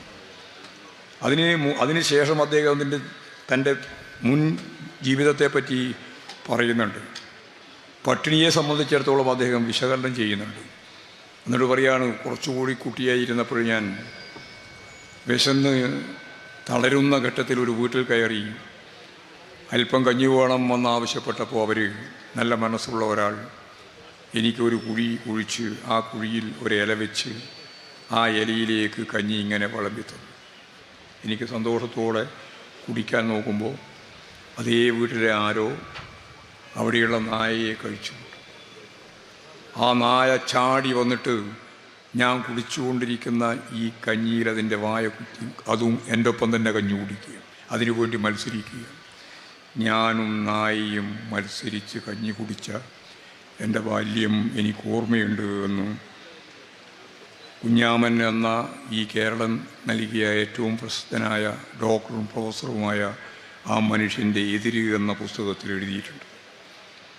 അപ്പോഴാണ് അതിൻ്റെ അപ്പുറം വായിക്കാതിരിക്കാനാണ് പിന്നെ മനസ്സ്. എങ്ങനെയാണത് ആ പേജ് വായിച്ച് അടുത്ത പേജിലേക്ക് കടക്കുക എന്നതിൻ്റെ ഉത്കണ്ഠയായിരുന്നു ഞാൻ വായിച്ചപ്പോൾ എനിക്ക്. ഇതാണ് കേരളത്തിൻ്റെ പട്ടിണി. ആ പട്ടിണി അനുഭവിച്ചവരാണ്, അവർക്ക് മാത്രമാണ് അതിൻ്റെ കൃത്യമായിട്ടുള്ള ധാരണയുണ്ടാകുക. മരിക്കുന്നത് വരെ അദ്ദേഹം ആത്മഹത്യ ചെയ്തത്, പിന്നെ മരിക്കുന്നത് വരെ അദ്ദേഹത്തിൻ്റെ അലട്ടിക്കൊണ്ടിരിക്കുന്ന പ്രശ്നം, അദ്ദേഹത്തിന് ഒരു പട്ടിണിയുള്ള സമയത്തല്ല മരിക്കുന്നത്, അപ്പോഴും അദ്ദേഹത്തിൻ്റെ മനസ്സിൻ്റെ ഉള്ളറകളിൽ പട്ടിണിയായിരുന്നു. ഇതാണ് കേരളത്തിൻ്റെ ഒരു ചിത്രം, ഒരു നഖചിത്രം. ആ നാടല്ല ഇന്ന് കേരളം. ആ സന്ദർഭത്തിൻ്റെ തൊട്ട് മുമ്പാണ് വിവേകാനന്ദൻ പറഞ്ഞത് ഇത് ഭ്രാന്താലയമാണെന്ന്. ഭ്രാന്താലയമാണെന്ന് വിവേകാനന്ദ സ്വാമി പറയുകയും പട്ടിയോടൊപ്പം മത്സരിച്ച് കഞ്ഞി കുടിക്കേണ്ടി വന്ന പാവപ്പെട്ട പട്ടിണി പാവങ്ങളുടെ ഒരു ഭൂതകാല ചിത്രം, അടിമതുല്യമായ ജീവിതം നയിച്ച ഒരു ചിത്രം ഈ കേരളത്തിലുണ്ട്. അതിന് ബ്രാഹ്മണ്യത്തിൻ്റെ കാലം മുതൽ ആരംഭിച്ച ചാതുർവർണ്ണ വ്യവസ്ഥയുടെ ഭാഗമായിട്ടുള്ള മനു സിദ്ധാന്തത്തിൻ്റെ അടിസ്ഥാനത്തിൽ ഇനി ഞങ്ങൾ ഭരണഘടന ഉണ്ടാക്കുമെന്ന് പറയുന്ന RSSൻ്റെ BJPയുടെ ആ തനി നിറമുണ്ടല്ലോ, അത് കൃത്യമായിട്ട് തുറന്നു കാണിക്കാൻ നമുക്കാവണം. ഞങ്ങൾ ഈ ജാഥയിൽ ഉയർത്തുന്ന വളരെ പ്രധാനപ്പെട്ടൊരു കാര്യം ഇതാണ്. നമുക്കറിയാം, ശ്രീനാരായണ ഗുരുവും ചട്ടമ്പി സ്വാമികളും അതുപോലെ വാഗ്ഭടാനന്ദൻ ഉൾപ്പെടെയുള്ള നിരവധിയായ നവോത്ഥാന പ്രസ്ഥാനത്തിൻ്റെ നേതാക്കന്മാർ, അവരുഴുത് മറച്ചിട്ട മണ്ണാണ് കേരളം. അതിൻ്റെ മേലെയാണ് ദേശീയ പ്രസ്ഥാനം ഉയർന്നു വന്നത്. അതിൻ്റെ തുടർച്ചയിലാണ് കമ്മ്യൂണിസ്റ്റ് ഇടതുപക്ഷ പ്രസ്ഥാനം ശക്തിയാർജിച്ചത്. അവിടെയാണ് ചെറുത്ത് നിൽക്കാനുള്ള കരുത്ത് നേടിയ ഒരു പുതിയ വർഗമായി കേരളത്തിലെ ജനതയെ മാറ്റിയത്. അതിൻ്റെ ഉൽപ്പന്നമാണ് 1957 ലോക ചരിത്രത്തിലാദ്യമായി പാർലമെൻ്ററി വ്യവസ്ഥയിലൂടെ മനുഷ്യൻ്റെ ഇച്ഛാശക്തിയെ പൂർണ്ണമായിട്ട് അംഗീകരിച്ചുകൊണ്ട് ഒരു ഗവൺമെൻറ്, കമ്മ്യൂണിസ്റ്റ് പാർട്ടിയുടെ നേതൃത്വത്തിൽ VMSൻ്റെ നേതൃത്വത്തിൽ ഗവൺമെൻറ് 57 ഏപ്രിൽ മാസം 5 അധികാരത്തിൽ വരുന്നത്. അതോടുകൂടി കൂടുതൽ സജീവമാവുകയാണ്. 1957 ഏപ്രിൽ മാസം 5 കഴിഞ്ഞ് 6, 7, 8, 9, 10 ആറാമത്തെ ദിവസം 11-ാം തീയതി ഇന്ത്യയിൽ ഒരു സംസ്ഥാനത്ത് നടപ്പിലാക്കാത്ത ഒരു കാര്യം ഈ കേരളത്തിൽ ഒരു ഓർഡിനൻസിലൂടെ കൊണ്ടുവന്നു. അതാണ് കുടിയൊഴിപ്പിക്കൽ വിരുദ്ധ ഓർഡിനൻസ്. ആ ഓർഡിനൻസിലൂടെയാണ് നിൽക്കാൻ ഇടം കിട്ടിയത്. നിൽക്കാൻ ഇടം കിട്ടിയാലാണ് തൻ്റെ ഇടം. തനിക്കിടമുള്ളപ്പോഴാണ് തൻ്റെ ഇടം. ഇന്ത്യയിൽ ഒരു സംസ്ഥാനത്തും തൻ്റെ ഇടത്തിൻ്റെ പദം പോലും ഉപയോഗിക്കാത്ത ഘട്ടത്തിൽ കേരളം തൻ്റെടിയായ ഒരു ജനതയെ സൃഷ്ടിച്ചു. അതാണ് 57. 67 ഇന്ത്യയിൽ എല്ലാ സ്ഥലത്തും ഇപ്പോഴുമുള്ളൊരു വർഗമുണ്ട്, ജന്മി. ആ ജന്മിയെ ഇല്ലാതാക്കി ഈ കേരളത്തിൽ. ജന്മിത്വം അവസാനിപ്പിച്ചു. ഭൂബന്ധത്തിൽ മൗലികമായ മാറ്റം വരുത്തി. കേരളത്തിൽ അങ്ങോളം ഇങ്ങോളമുള്ള പാവപ്പെട്ട മനുഷ്യർക്ക് സ്വന്തമായിട്ട് കുടികിടക്കാനുള്ള ഭൂമി കിട്ടി. 5 സെൻറ്റ് മുതൽ 15 ഏക്കർ വരെ ഭൂമി 36 ലക്ഷം കുടുംബങ്ങൾക്ക് വിതരണം ചെയ്തു. കേരളം മാറുകയായിരുന്നു. അടിസ്ഥാനപരമായ മാറ്റം. ഈ അടിസ്ഥാനപരമായ മാറ്റത്തിൻ്റെ തുടർച്ചയിൽ നിന്നാണ് 1980 കർഷക തൊഴിലാളിക്ക് പെൻഷൻ കൊടുക്കാൻ തീരുമാനിച്ചത്. ദുർബല ജനവിഭാഗങ്ങളെ ചേർത്ത് നിർത്തുക എന്ന സഖാവ് നാനാരുടെ നിലപാടിൻ്റെ ഭാഗമായിട്ട് ഗവൺമെൻറ് തീരുമാനിച്ചു. എല്ലാവർക്കും പെൻഷനുണ്ട്, ഉദ്യോഗസ്ഥന്മാർക്ക് പെൻഷനുണ്ട്. അവരുടെ അധ്വാനത്തിന് മൂല്യം കൽപ്പിച്ചാണ് പെൻഷൻ. നമ്മുടെ ഈ പാവപ്പെട്ട കർഷക തൊഴിലാളി ആദ്യം മുതൽ ചെറിയതാവുമ്പോൾ തുടങ്ങി 60 വയസ്സ് കഴിഞ്ഞിട്ട് കൂടിയിരിക്കുന്ന സന്ദർഭത്തിൽ ഒരു നേരത്തെ കഞ്ഞി കുടിക്കാനുള്ള വക പെൻഷനായിട്ട് അവരുടെ അംഗീകാരമായി ഈ ഗവൺമെൻറ് നൽകുന്നു എന്ന് പറഞ്ഞപ്പോൾ വലതുപക്ഷം പറഞ്ഞു, ഇത് ഉൽപ്പാദനക്ഷമതയില്ല. പ്രായമുള്ള വയസ്സന്മാർക്ക് പെൻഷനെ നമ്മുടെ ഖജനാവിലെ പണം കൊണ്ടുപോയിട്ട് ദൂർത്തടിക്കുകയാണ്. പെൻഷൻ ഗവൺമെൻറ്റാണ് പിണറായി ഈ പറയുന്ന ഇ കെ നായനാരുടെ ഗവൺമെൻറ് എന്ന് കരുണാകരൻ ഉൾപ്പെടെ പറഞ്ഞു. അപ്പോൾ വളരെ ചിരിച്ചുകൊണ്ട് നായനാർ പറഞ്ഞു, എൻ്റെ ഗവൺമെൻറ് ഈ പാവപ്പെട്ടവർക്ക് പെൻഷൻ കൊടുക്കുന്ന ഗവൺമെൻറ്റാണ്, നീ പെൻഷൻ ഗവൺമെൻറ്റാണെന്ന് പറഞ്ഞാൽ എനിക്കൊരു പ്രയാസമില്ല. അതാണെന്ന് നായനാർ. അതിനുശേഷം VS, ഇപ്പോഴും പിണറായി 2 ടേമായിട്ട് ഇടതുപക്ഷ ജനാധിപത്യ മുന്നോട്ട് അതിൻ്റെ നിലപാടുകൾ കൃത്യമായിട്ട് മുന്നോട്ടേക്ക് വെച്ച് കേരളത്തെ എങ്ങനെ പുതുക്കാം. വെറുതെ യാദൃശികമായിട്ട് വന്നുപോയതൊന്നുമല്ല കേരളത്തിൻ്റെ ഈ മുന്നേറ്റം. അമർത്യാസൻ പറഞ്ഞ ഈ മാറ്റം വെറുതെ ഉണ്ടായതല്ല, ആസൂത്രിതമായിട്ടുണ്ടായതാണ്. ആദ്യം ഞാൻ പറഞ്ഞതുപോലെ കാർഷിക മേഖല ഇടപെട്ടു, ജന്മിത്വം അവസാനിപ്പിച്ചു, ഭൂബന്ധത്തിൽ മൗലികമായ മാറ്റം. സാക്ഷരതാ പ്രസ്ഥാനം വന്നു, എഴുത്തും വായനയും പഠിപ്പിച്ചു. വിദ്യാഭ്യാസ മേഖലയിലേക്ക് കുട്ടികളോട് കടന്നു പോകാൻ പറഞ്ഞു, ഉച്ചക്കഞ്ഞി തരാ പറഞ്ഞു. പട്ടിണി കിടക്കുന്ന രക്ഷിതാക്കൾ കുട്ടികളെയും കൊണ്ട് സ്കൂളിലേക്ക് പോയി.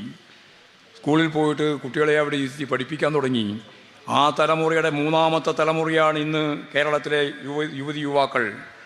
അവരെല്ലാം അഭ്യസ്തവിദ്യരായ യുവതി യുവാക്കളാണ്. അവർക്ക് സൗജന്യ വിദ്യാഭ്യാസം നൽകണമെന്ന് ഈ ബഡ്ജറ്റിൽ ഇടതുപക്ഷ ജനാധിപത്യം മുന്നണി പ്രഖ്യാപിച്ചിരിക്കുന്നു. ഓരോന്നോരോന്നായിട്ടാണ്. അങ്ങനെ കേരളം രൂപപ്പെടുത്തിയ നേരത്തെ പറഞ്ഞ എല്ലാ തെറ്റായ പ്രവണതയെയും പ്രതികരിച്ചുകൊണ്ട് അതിനെതിരായിക്കൊണ്ട് മനുഷ്യാലയം സൃഷ്ടിക്കാൻ, ഒരു പുതിയ കേരളം സൃഷ്ടിക്കാൻ നിയമപരമായി ആശയതലം ഉൾപ്പെടെ ഉപയോഗിച്ച് കേരളം മുന്നോട്ടേക്ക് പോയി. അവിടെയാണ് മതനിരപേക്ഷ ഉള്ളടക്കം എന്ന പ്രശ്നം നമ്മൾ കൈകാര്യം ചെയ്തത്. മതേതരത്വം, മതനിരപേക്ഷത, സാഹോദര്യം.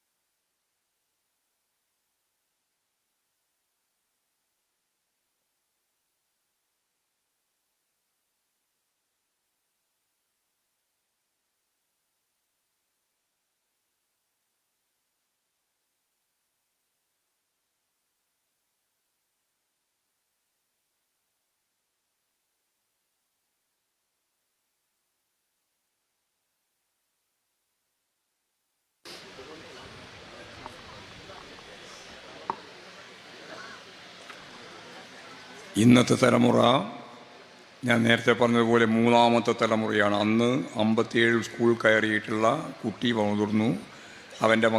അവൻ്റെ മക്കളാണിന്നും.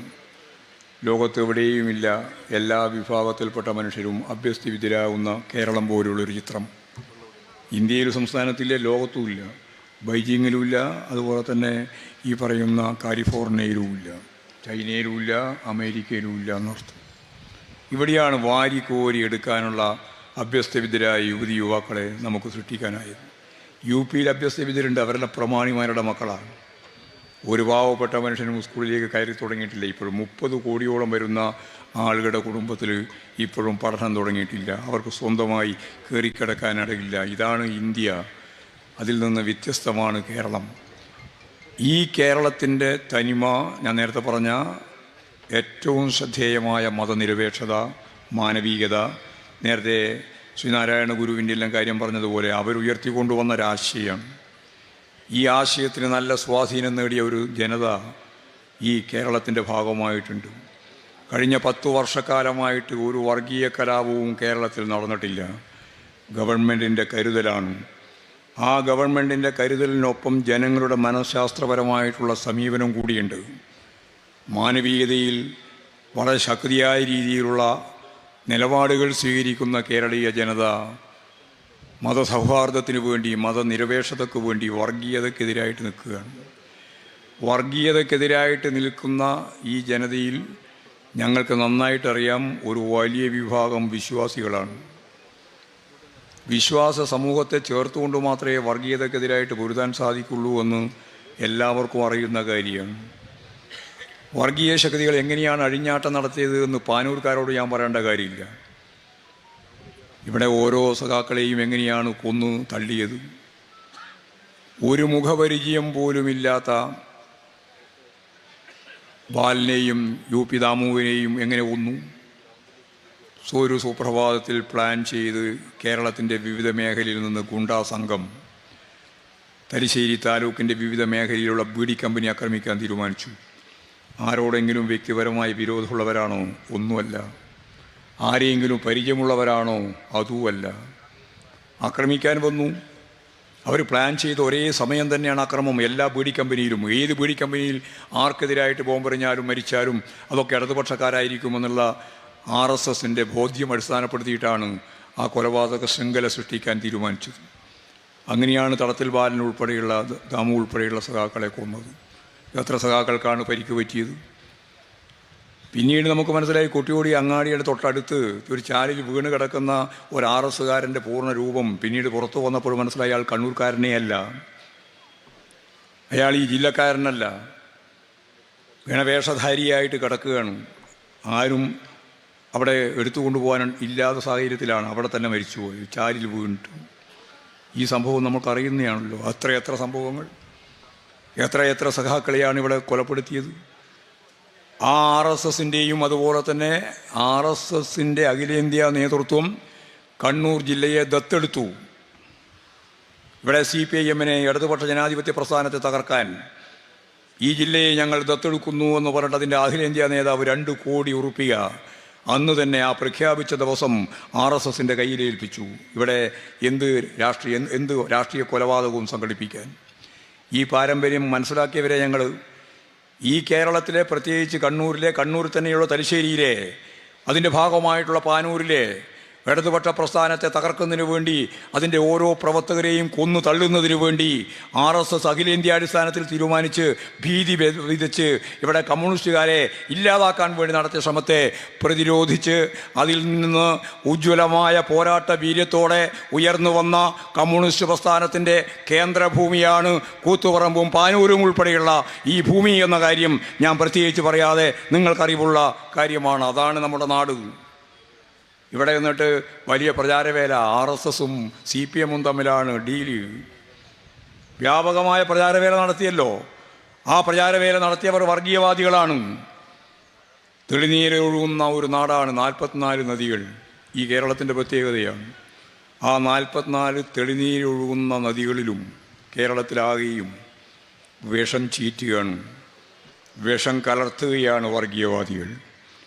ആ വർഗീയവാദികളുടെ വിഷം ചീറ്റുന്ന ഇത്തരം എല്ലാ കള്ളപ്രചാരവേലയും നമുക്ക് അഭിമുഖീകരിക്കണം. ഇതേപോലെ മുന്നോട്ടേക്ക് പോയാൽ മതനിരപേക്ഷ ഉള്ളടക്കത്തെ അത് ബാധിക്കും, നമ്മുടെ കേരളത്തെ അത് ബാധിക്കും. കേരളത്തെ ഞാൻ നേരത്തെ പറഞ്ഞ മഹത് പാരമ്പര്യങ്ങളെ അത് വലിയ രീതിയിൽ ഉലക്കും. ഈ കേരളത്തെ നിലനിർത്തണമെന്നാണ് ഈ ജാഥ ഉന്നയിക്കുന്ന ഏറ്റവും പ്രധാനപ്പെട്ടൊരു കാര്യം, വർഗീയതക്കെതിരായി. അതെല്ലാ വർഗീയതക്കുമെതിരായിട്ടാണ്. ഭൂരിപക്ഷ വർഗീയത, ന്യൂനപക്ഷ വർഗീയത. ഒരു ഭാഗത്ത് RSS, BJP, സംഘപരിവാർ വിഭാഗം, മറുഭാഗത്ത് ജമായത്തെ ഇസ്ലാമി ഉൾപ്പെടെയുള്ളവർ, അതിൻ്റെ അപ്പുറത്ത് കാസ, ക്രിസ്ത്യൻ ജനവിഭാഗത്തിൽ. ഈ മൂന്നിനുമെതിരായിട്ടുള്ള അതിശക്തിയായ ആശയ പോരാട്ടത്തിലൂടെ വേണം കേരളത്തിലെ മതനിരപേക്ഷ ഉള്ളടക്കത്തെ ശരിയായ ദിശാബോധത്തിലേക്ക് നയിക്കാൻ. അത് ഈ ജാതിയിലുടനീളം ഞാൻ പറഞ്ഞു വരികയാണ്. രണ്ടാമത്തെ കാര്യം വികസനവുമായിട്ട് ബന്ധപ്പെട്ടതാണ്. വികസനത്തിന് നിരവധി സമീപനങ്ങളുണ്ട്. അതിൽ ഞങ്ങളുടെ സമീപനവും UDFൻ്റെ സമീപനവും BJPയുടെ സമീപനവും രണ്ടും രണ്ടാണ്. BJPയും അതുപോലെ കോൺഗ്രസും ഒരേ വർഗ നിലപാട് അംഗീകരിക്കുന്നവരാണ്. ഇന്ത്യയിൽ അത് ലളിതമായിട്ട് പറഞ്ഞ ഇങ്ങനെയാണ്, ഇന്ത്യയിലെ ഏറ്റവും വലിയ മുതലാളി ടാറ്റ, ബിർള, ഞങ്ങൾ പണ്ടേ പറഞ്ഞുകൊണ്ടിരുന്നതാണ് ആ രണ്ട് പേര് കോൺഗ്രസിൻ്റെ കാലത്ത്. ഇപ്പോഴ് അദാനി, അംബാനി. അവരെ ലോകത്തെ ഏറ്റവും വലിയ മുതലാളിമാരാക്കുക എന്നുള്ളതാണ് കോൺഗ്രസിൻ്റെയും BJPയുടെയും ഉന്നം. അവൻ്റെ ലക്ഷ്യം, അവൻ്റെ താല്പര്യം സംരക്ഷിക്കാനാണ് ഭരണകൂടം. ഇന്ത്യയിൽ അങ്ങോളം ഇങ്ങോളമുള്ള സമ്പത്ത് മുഴുവൻ കുമിഞ്ഞു കൂടിക്കിടക്കുന്നത് 10% കയ്യിലാണ്. 87% സമ്പത്ത്, 87% 10% കയ്യിൽ. അതിൽ ചിലതെടുത്ത് പരിശോധിച്ച് നോക്കിയാൽ 5-10 കുടുംബത്തിൽ എടുത്താൽ തന്നെ അതിൽ 10-20% സമ്പത്ത്. നമുക്കെല്ലാം കൂടി 50% ജനങ്ങളുടെ സമ്പത്ത് 3%. എത്ര ദുർബലമാണെന്ന് നോക്ക് നിങ്ങൾ. 50% ജനങ്ങൾക്ക് ഇന്ത്യയിലെ ആകെയുള്ള സമ്പത്തിൻ്റെ ഷെയർ 3%. സമ്പന്നന്മാർ കൂടുതൽ സമ്പന്നരാകുന്നു, ദരിദ്രർ കൂടുതൽ ദരിദ്രരാകുന്നു. ലിയോ 14 ഇപ്രാവശ്യത്തെ ക്രിസ്മസ് ദിനത്തിൻ്റെ ഭാഗമായിട്ട് ലോകത്തിന് കൊടുത്ത സന്ദേശത്തിൽ അദ്ദേഹം പറഞ്ഞു, സമ്പന്നർ ഇങ്ങനെ സമ്പത്ത് കുന്നുകൂട്ടുകയാണ്. അയാൾ മാർക്സിസ്റ്റ് അല്ലാതുകൊണ്ട് അദ്ദേഹം ഉപയോഗിച്ച പദം അങ്ങനെയാണ്. മറുഭാഗത്ത് പാവങ്ങൾ പട്ടിണി കിടക്കുകയാണ്. അദ്ദേഹം പറഞ്ഞ 10-30 കോടിയോളം വരുന്ന മനുഷ്യർ ഈ ഭൂമുഖത്ത് പട്ടിണിയിലാണെന്നാണ്. ഈ പട്ടിണി അവസാനിപ്പിക്കാതെ സമൂഹത്തിന് നന്മയുണ്ടാവില്ല എന്ന് അദ്ദേഹം പറഞ്ഞു. കമ്മ്യൂണിസ്റ്റുകാർ ഇത്രയേ പറയുന്നുള്ളൂ, സമ്പന്നർ കൂടുതൽ സമ്പന്നരാകുക, ദരിദ്രർ കൂടുതൽ ദരിദ്രരാകുക. ഇതാണ് മുതലാളിത്ത സമൂഹത്തിൻ്റെ പ്രതിസന്ധി. ആ പ്രതിസന്ധിയിലാണ് ലോകമുള്ളത്. മറ്റതിൻ്റെ ഇപ്പോഴത്തെ ട്രംപിൻ്റെ ഒന്നും പറയാൻ നേരമില്ലാതുകൊണ്ട് ഞാൻ കിടക്കുന്നില്ല. തീവ്ര വലതുപക്ഷം എന്തും ചെയ്യാം, ആരെയും ഏത് ഭരണാധികാരിയെയും പിടിച്ചുകൊണ്ടുപോകാം, ഒക്കെ അവർ ചെയ്തുകൊണ്ടിരിക്കുകയാണ്. ഏത് രാജ്യത്തെയും ആക്രമിക്കാം. ഇനിയിപ്പോൾ ഇന്ത്യയുമായിട്ട് ഇപ്പോൾ സൗഹൃദത്തിൻ്റെ ഭാഗമായി കരാറുണ്ടാക്കുകയാണ്. നമ്മൾ അങ്ങോട്ടേക്ക് ഇറക്കിക്കൊണ്ടുപോകുന്ന അല്ലെങ്കിൽ അവിടെ ഇറക്കുന്ന എല്ലാറ്റിനും 18% നികുതി, 50% വരെ കൊണ്ടുവന്നി. അത് കുറക്കാൻ വേണ്ടിയുള്ള ഏറ്റവും പ്രധാനപ്പെട്ട ഡിമാൻഡ് എന്താണ്?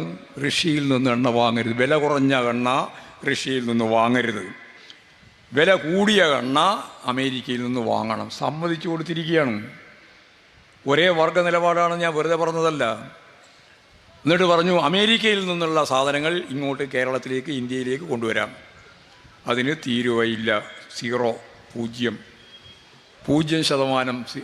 തീരുവ ഇങ്ങോട്ടേക്ക് കൊണ്ടുവരാൻ, അങ്ങോട്ട് കൊണ്ടുപോകാൻ 18% തീരുവ. കരാർ പാർലമെൻറ്റ് നടക്കുകയാണ്. നിങ്ങൾ പാർലമെൻറ്റിൽ പറയണമെന്ന് ഞങ്ങൾ പറഞ്ഞു, പറഞ്ഞാൽ തയ്യാറില്ല. ഇതാണ് കേരളത്തിന്, രാജ്യത്തിൻ്റെ ഒരു അവസ്ഥ.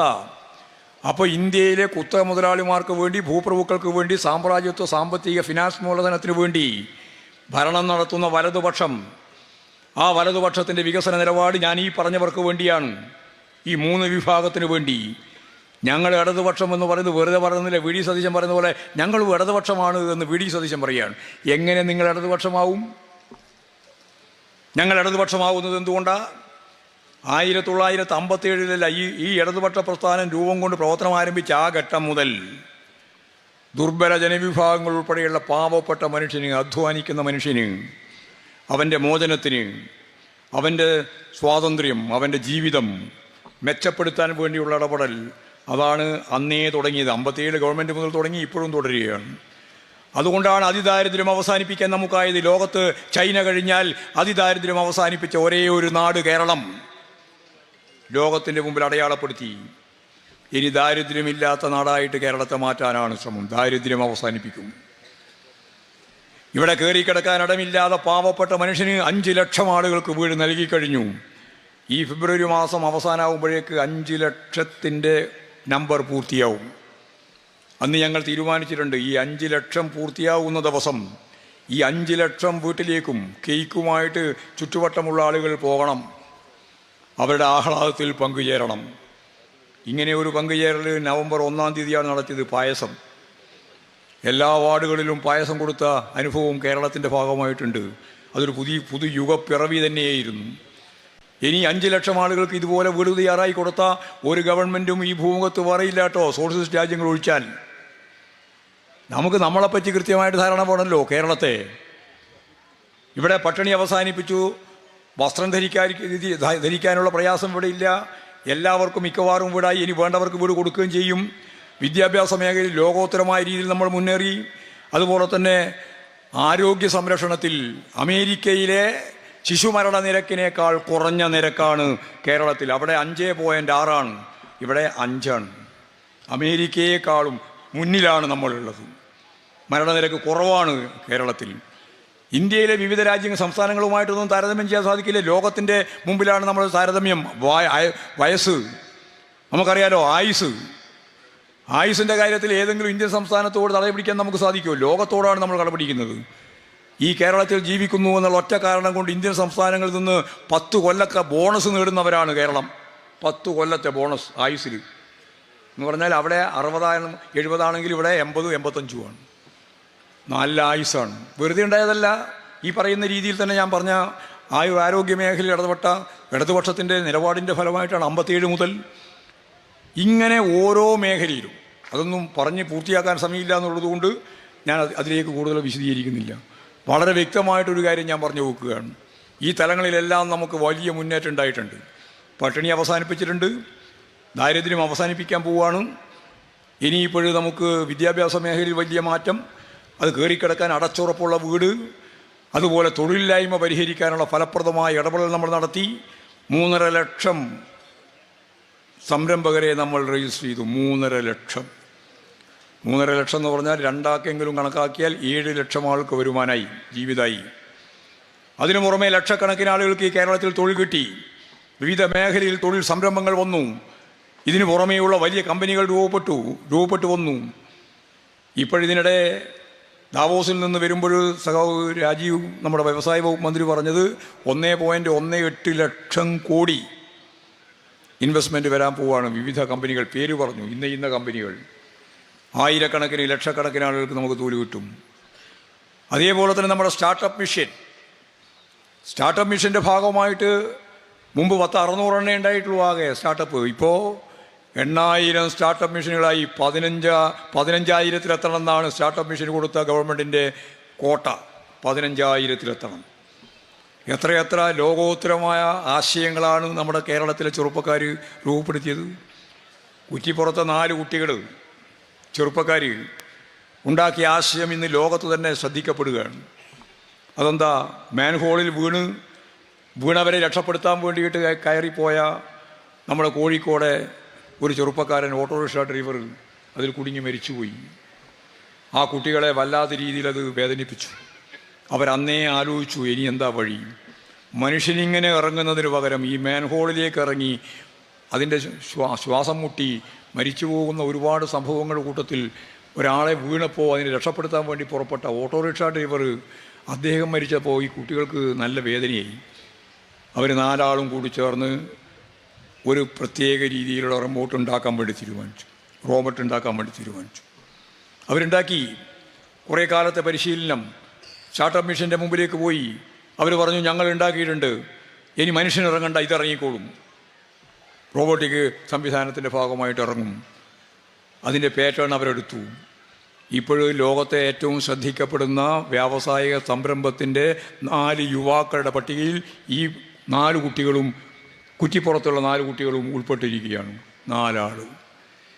എത്ര സംരംഭങ്ങളാണ് ഇപ്പോൾ? ഏതാണ്ട് 8,000 പണമില്ലാതെ പ്രശ്നം കേരളത്തിനില്ല എന്ന് എല്ലാവർക്കും അറിയാലോ. എത്ര പണം വേണമെങ്കിലും കേരളത്തിൽ സ്വരൂപിക്കാനാവും. അതിൻ്റെ ഭാഗമായിട്ടാണ് ഇൻവെസ്റ്റ്മെൻറ്റ് മീറ്റിൻ്റെ ഭാഗമായിട്ട് 26 രാജ്യങ്ങളിൽ നിന്നായി 2500 ആളുകൾ പങ്കെടുത്ത സമ്മേളനം സഖാവ് പിണറായി ഉദ്ഘാടനം ചെയ്ത് അതിൻ്റെ സമാപന ദിവസം 2-ാം തീയതി കൃത്യമായിട്ട് വിവരം കിട്ടി. ഞങ്ങളിവിടെ ഇൻവെസ്റ്റ് ചെയ്യാൻ തയ്യാറാണ്, മലയാളി ഉൾപ്പെടെ, ഗൾഫിലുള്ളവരും അതിൻ്റെ പുറത്തുള്ളവരും ഉൾപ്പെടെ ഞങ്ങൾ തയ്യാറാണ്. എത്ര? 2 ലക്ഷം കോടി. 2 ലക്ഷം കോടി ഉറുപ്പിക. ഇപ്പോൾ അതിൻ്റെ 27% പ്രൊജക്റ്റ് ആരംഭിച്ചു. വെറുതെ ഇങ്ങനെ 2 ലക്ഷം എന്ന് പറയല്ല, 27% പ്രൊജക്റ്റ് ആരംഭിച്ചു. അപ്പോൾ അതിൻ്റെ ഭാഗമായിട്ട് ലക്ഷക്കണക്കിന് ആളുകൾക്ക് തൊഴിൽ കിട്ടും. കോരി വാരി എടുക്കാൻ തൊഴിലില്ലാത്ത ചെറുപ്പക്കാരുള്ള നാടാണ് നമ്മുടെ നാട്. അതുകൊണ്ടാണ് ഇടതുപക്ഷ ജനാധിപത്യ മുന്നണി ഈ പ്രാവശ്യം ഒരു കാര്യം കൂടി ചൂണ്ടിക്കാണിച്ചു. ഗ്രാജുവേഷൻ വരെ സൗജന്യ വിദ്യാഭ്യാസം മാത്രമല്ല, ഗ്രാജുവേഷൻ പൂർത്തിയാക്കിയ, IT പൂർത്തിയാക്കിയ, പോളിടെക്നിക് പൂർത്തിയാക്കിയ, തൊഴിൽ അന്വേഷിച്ച് പുതിയ സ്കില്ല് പഠിക്കാൻ തയ്യാറുള്ള കുട്ടികൾക്ക് 1000 ഉറുപ്പിക മാസാമാസം കൊടുക്കാൻ തീരുമാനിച്ചത് ഈ തൊഴിലില്ലായ്മ പ്രശ്നത്തിൽ ഇടപെട്ടുകൊണ്ടാണ്. കേരളത്തിൻ്റെ തൊഴിലില്ലായ്മ പ്രശ്നം നമുക്ക് പരിഹരിക്കാം. ഞാൻ ഉൾപ്പെടെ KSYFൻ്റെ ഭാഗമായും DYFയുടെ ഭാഗമായും ദാർശനികമായിട്ട് പ്രസംഗിച്ചത് എനിക്കിപ്പോൾ ഓർമ്മയുണ്ട്. ഈ പാനൂർ ഉൾപ്പെടെ മുതലാളിത്തത്തിൻ്റെ ഉൽപ്പന്നമാണ് തൊഴിലില്ലായ്മ. ആ തൊഴിലില്ലായ്മ മുതലാളിത്തം നിലനിൽക്കുന്നിടത്തോളം നിലനിൽക്കുക തന്നെ ചെയ്യും എന്നായിരുന്നു ഞങ്ങളെല്ലാം പ്രസംഗം. ഇപ്പോഴിതാ കൃത്യമായിട്ട് മാറ്റി പറയുകയാണ്. ഈ കേരളത്തിൽ പുതിയ സാഹചര്യത്തെ, ജന്മിത്വം അവസാനിപ്പിച്ച ഒരു പുതിയ സാഹചര്യം തന്നെയാണ്. ജനാധിപത്യ വിപ്ലവത്തിൻ്റെ ഒരു ഭാഗം പൂർത്തീകരിച്ച ഒരു സംസ്ഥാനം കേരളം തന്നെയാണ്. ആ കേരളത്തിൽ നിന്നുകൊണ്ട് ഞങ്ങൾ പറയുകയാണ്, ഇടതുപക്ഷ ബദലടിസ്ഥാനപ്പെടുത്തി തൊഴിലില്ലായ്മ പ്രശ്നം പരിഹരിക്കാൻ ഈ കേരളത്തിനാവും. ചെറുപ്പക്കാരുടെ പ്രശ്നങ്ങൾക്ക് പരിഹാരം കാണാനാവും. അതിനുതകുന്ന രീതിയിലുള്ള സ്റ്റാർട്ടപ്പ് മിഷൻ്റെ പ്രവർത്തനം. വിജ്ഞാന സമൂഹം എന്നത് വെറുതെ പറഞ്ഞതല്ല. വിജ്ഞാന സമ്പത്ത് വ്യവസ്ഥ എന്ന് പറയുന്നത് ലോകത്തിൻ്റെ മുമ്പിലെ മാതൃകയാണ്. ഒരു സമ്പത്ത് വ്യവസ്ഥയെ സംബന്ധിച്ച് എക്കണോമിക്സ് ഉൾപ്പെടെ എല്ലാവരും പറഞ്ഞുകൊണ്ടിരിക്കുന്നത്, അർത്ഥശാസ്ത്ര പണ്ഡിതന്മാർ പറയുന്നത്, ആ സമ്പത്ത് വ്യവസ്ഥയുടെ നട്ടെല്ലെന്താണ്? പണമൂലധനമാണ്. ആ പണമൂലധനത്തിന് പകരം കേരളം പറയാണ് പണമൂലധനമല്ല, പിന്നെന്താണ്? വിജ്ഞാനം, അറിവ്, നോളജ്. ഈ കേരളത്തിൻ്റെ വളർച്ചയുടെ അടിസ്ഥാനമായിട്ട് അതിനെ ഉപയോഗിക്കാൻ പോവുകയാണ്. അതിനാവശ്യമുള്ള മൂലധന നിക്ഷേപത്തിന് നമ്മുടെ കയ്യിൽ പണമുണ്ട്. ഞാൻ നേരത്തെ പറഞ്ഞ പോലെ കൃത്യമായിട്ടുള്ള ബോണ്ടുണ്ട്. അവർ വരാൻ തയ്യാറാണ്. സഖാവ് പിണറായി ജാഥ ഉദ്ഘാടനം ചെയ്തുകൊണ്ട് ഞങ്ങളോട് വിസ്മയിപ്പിക്കുന്ന ഒരു കാര്യം പറഞ്ഞു. അത് വിസ്മയിപ്പിക്കുന്നത് തന്നെയാണ്. ഒരു ദിവസം രാവിലെ സഖാവ് പിണറായിയെ രാജീവൻ വിളിച്ചു, മന്ത്രി. രാജീവൻ പറഞ്ഞു, പിണറായി ഒരാൾ കാണാനുണ്ട്, ഒരു വ്യവസായിയാണെന്ന് പറഞ്ഞു. ശരി, വന്നോ പറഞ്ഞു. അങ്ങനെ പിണറായി ഓഫീസിൽ പോയി.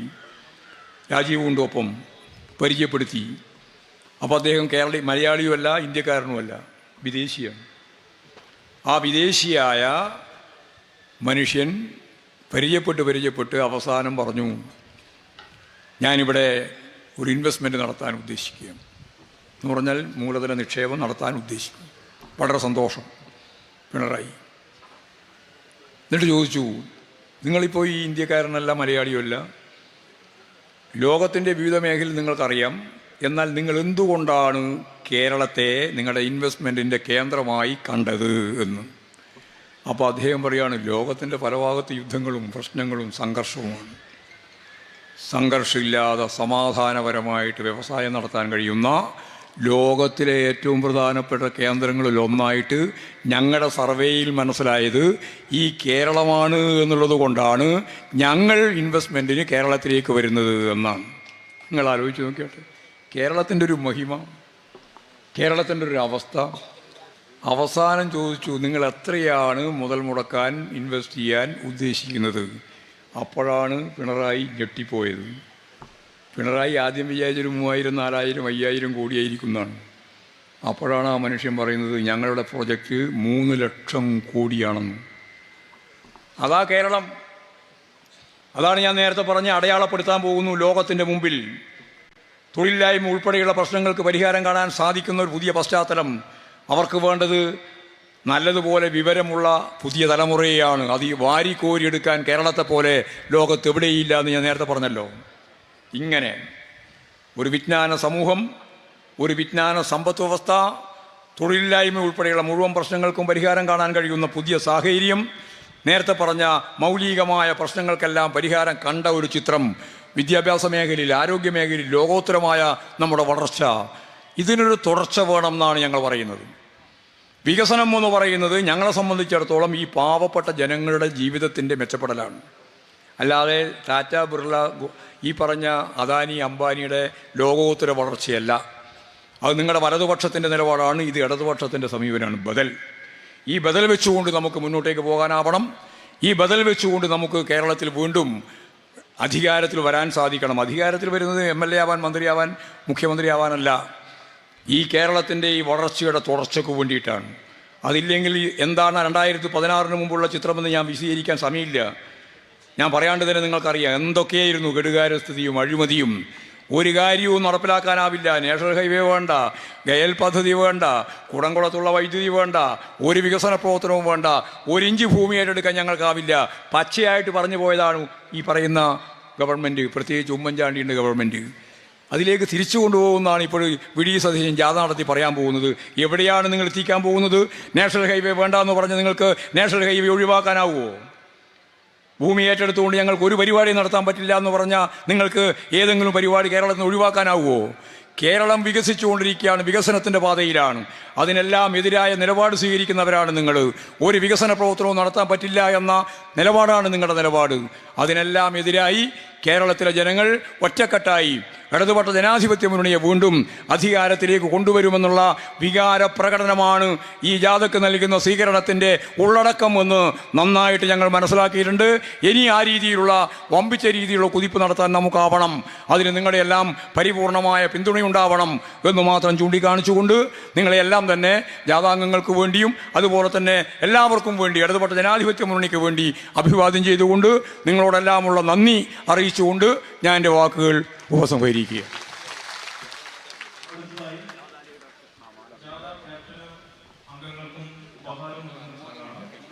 ആദ്യമായി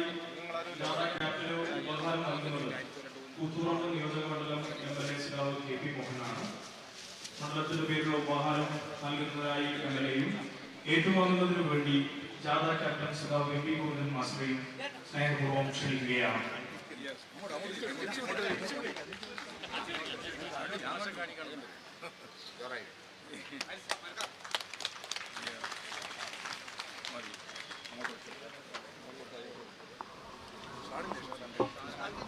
അടുത്തതായി സ്വീകരണ കമ്മിറ്റിക്ക് വേണ്ടി ജാഥ ക്യാപ്റ്റനെയും അംഗങ്ങളെയും സ്വീകരണ കമ്മിറ്റിയുടെ ഭാരവാഹി സഖാവ് P. ഹരീന്ദ്രൻ ഹാരാർപ്പണം ചെയ്യും.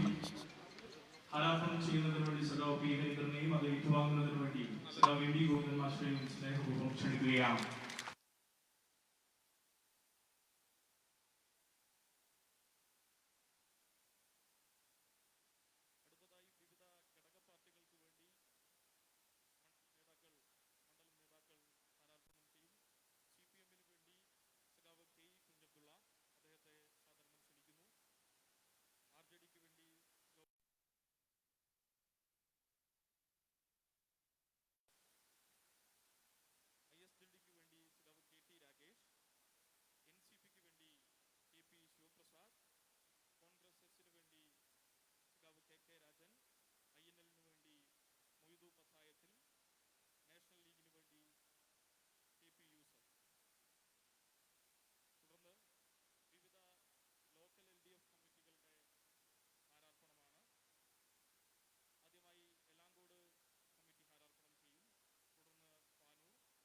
തുടർന്ന് Cheruvancheri committee, Pattiam committee, Koothuparamba east, Kottayam north, Kottayam south, Panoor, Pookom, Mokeri east,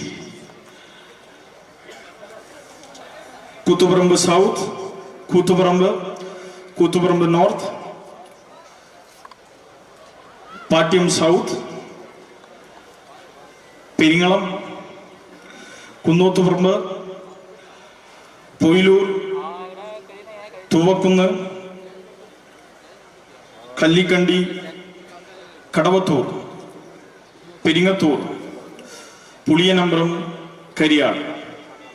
വിവിധ ലോക്കൽ LDF കമ്മിറ്റികൾക്ക് വേണ്ടി ലോക്കൽ LDF നേതാക്കൾ ജാഥ ക്യാപ്റ്റൻ സഖാവ് MP ഗോവിന്ദൻ മാസ്റ്റർക്കും ജാഥ അംഗങ്ങൾക്കും ഹാരാർപ്പണം നടത്തുകയാണ്.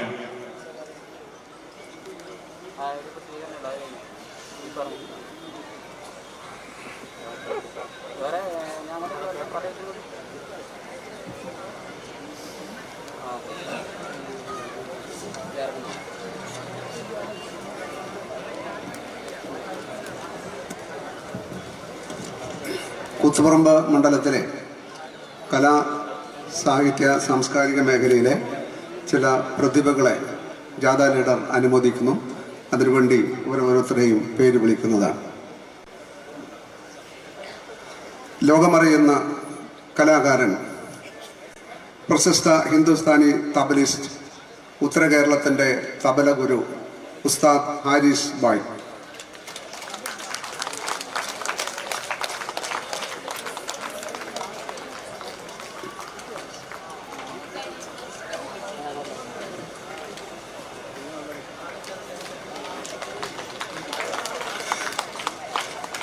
പതിനേഴ് കൊല്ലക്കാലത്തിലധികമായി കോൽക്കളി രംഗത്ത് ഗുരുനാഥനായി പ്രവർത്തിക്കുന്ന കോമളൻ 2025 ഫോക്ലോർ അക്കാദമിയുടെ ഗുരുപൂജ അവാർഡ് നേടിയിട്ടുള്ള കുന്നത്തുപറമ്പുകാരനായിട്ടുള്ള ശ്രീ കോമളൻ.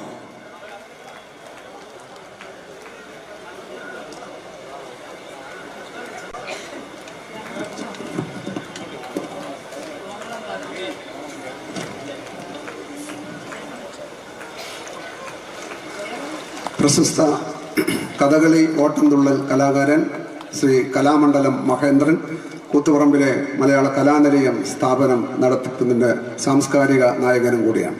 കലാമണ്ഡലം മഹേന്ദ്രൻ.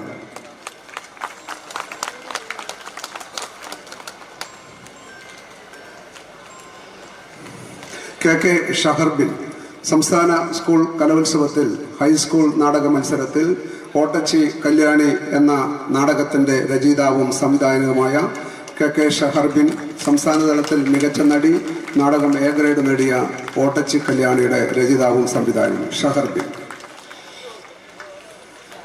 കഴിഞ്ഞ റിപ്പബ്ലിക് ദിന പരേഡിൽ നാടിൻ്റെ അഭിമാനമായ ആദിഷ് ആർ ഷാജി ബ്രണ്ണൻ ഹൈസ്കൂളിൽ പഠിക്കുന്നു. കളരിപ്പറമ്പത്ത് ഷാജി റീന ദമ്പതികളുടെ മടകനാണ്. കൊടൈപ്പുറം സ്വദേശിയാണ്.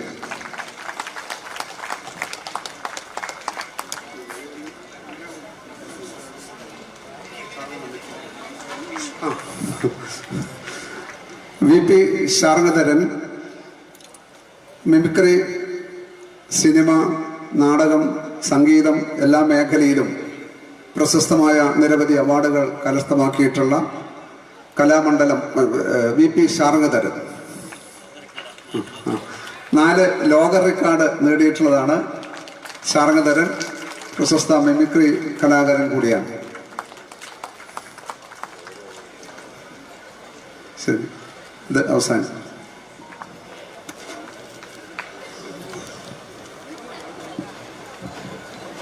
ഇവിടെ എത്തിച്ചേർന്ന മുഴുവൻ ആളുകളെ ഒന്നുകൂടി അഭിവാദ്യം ചെയ്തുകൊണ്ട് ഈ യോഗം അവസാനിച്ചതായിട്ട് അറിയിക്കുന്നു.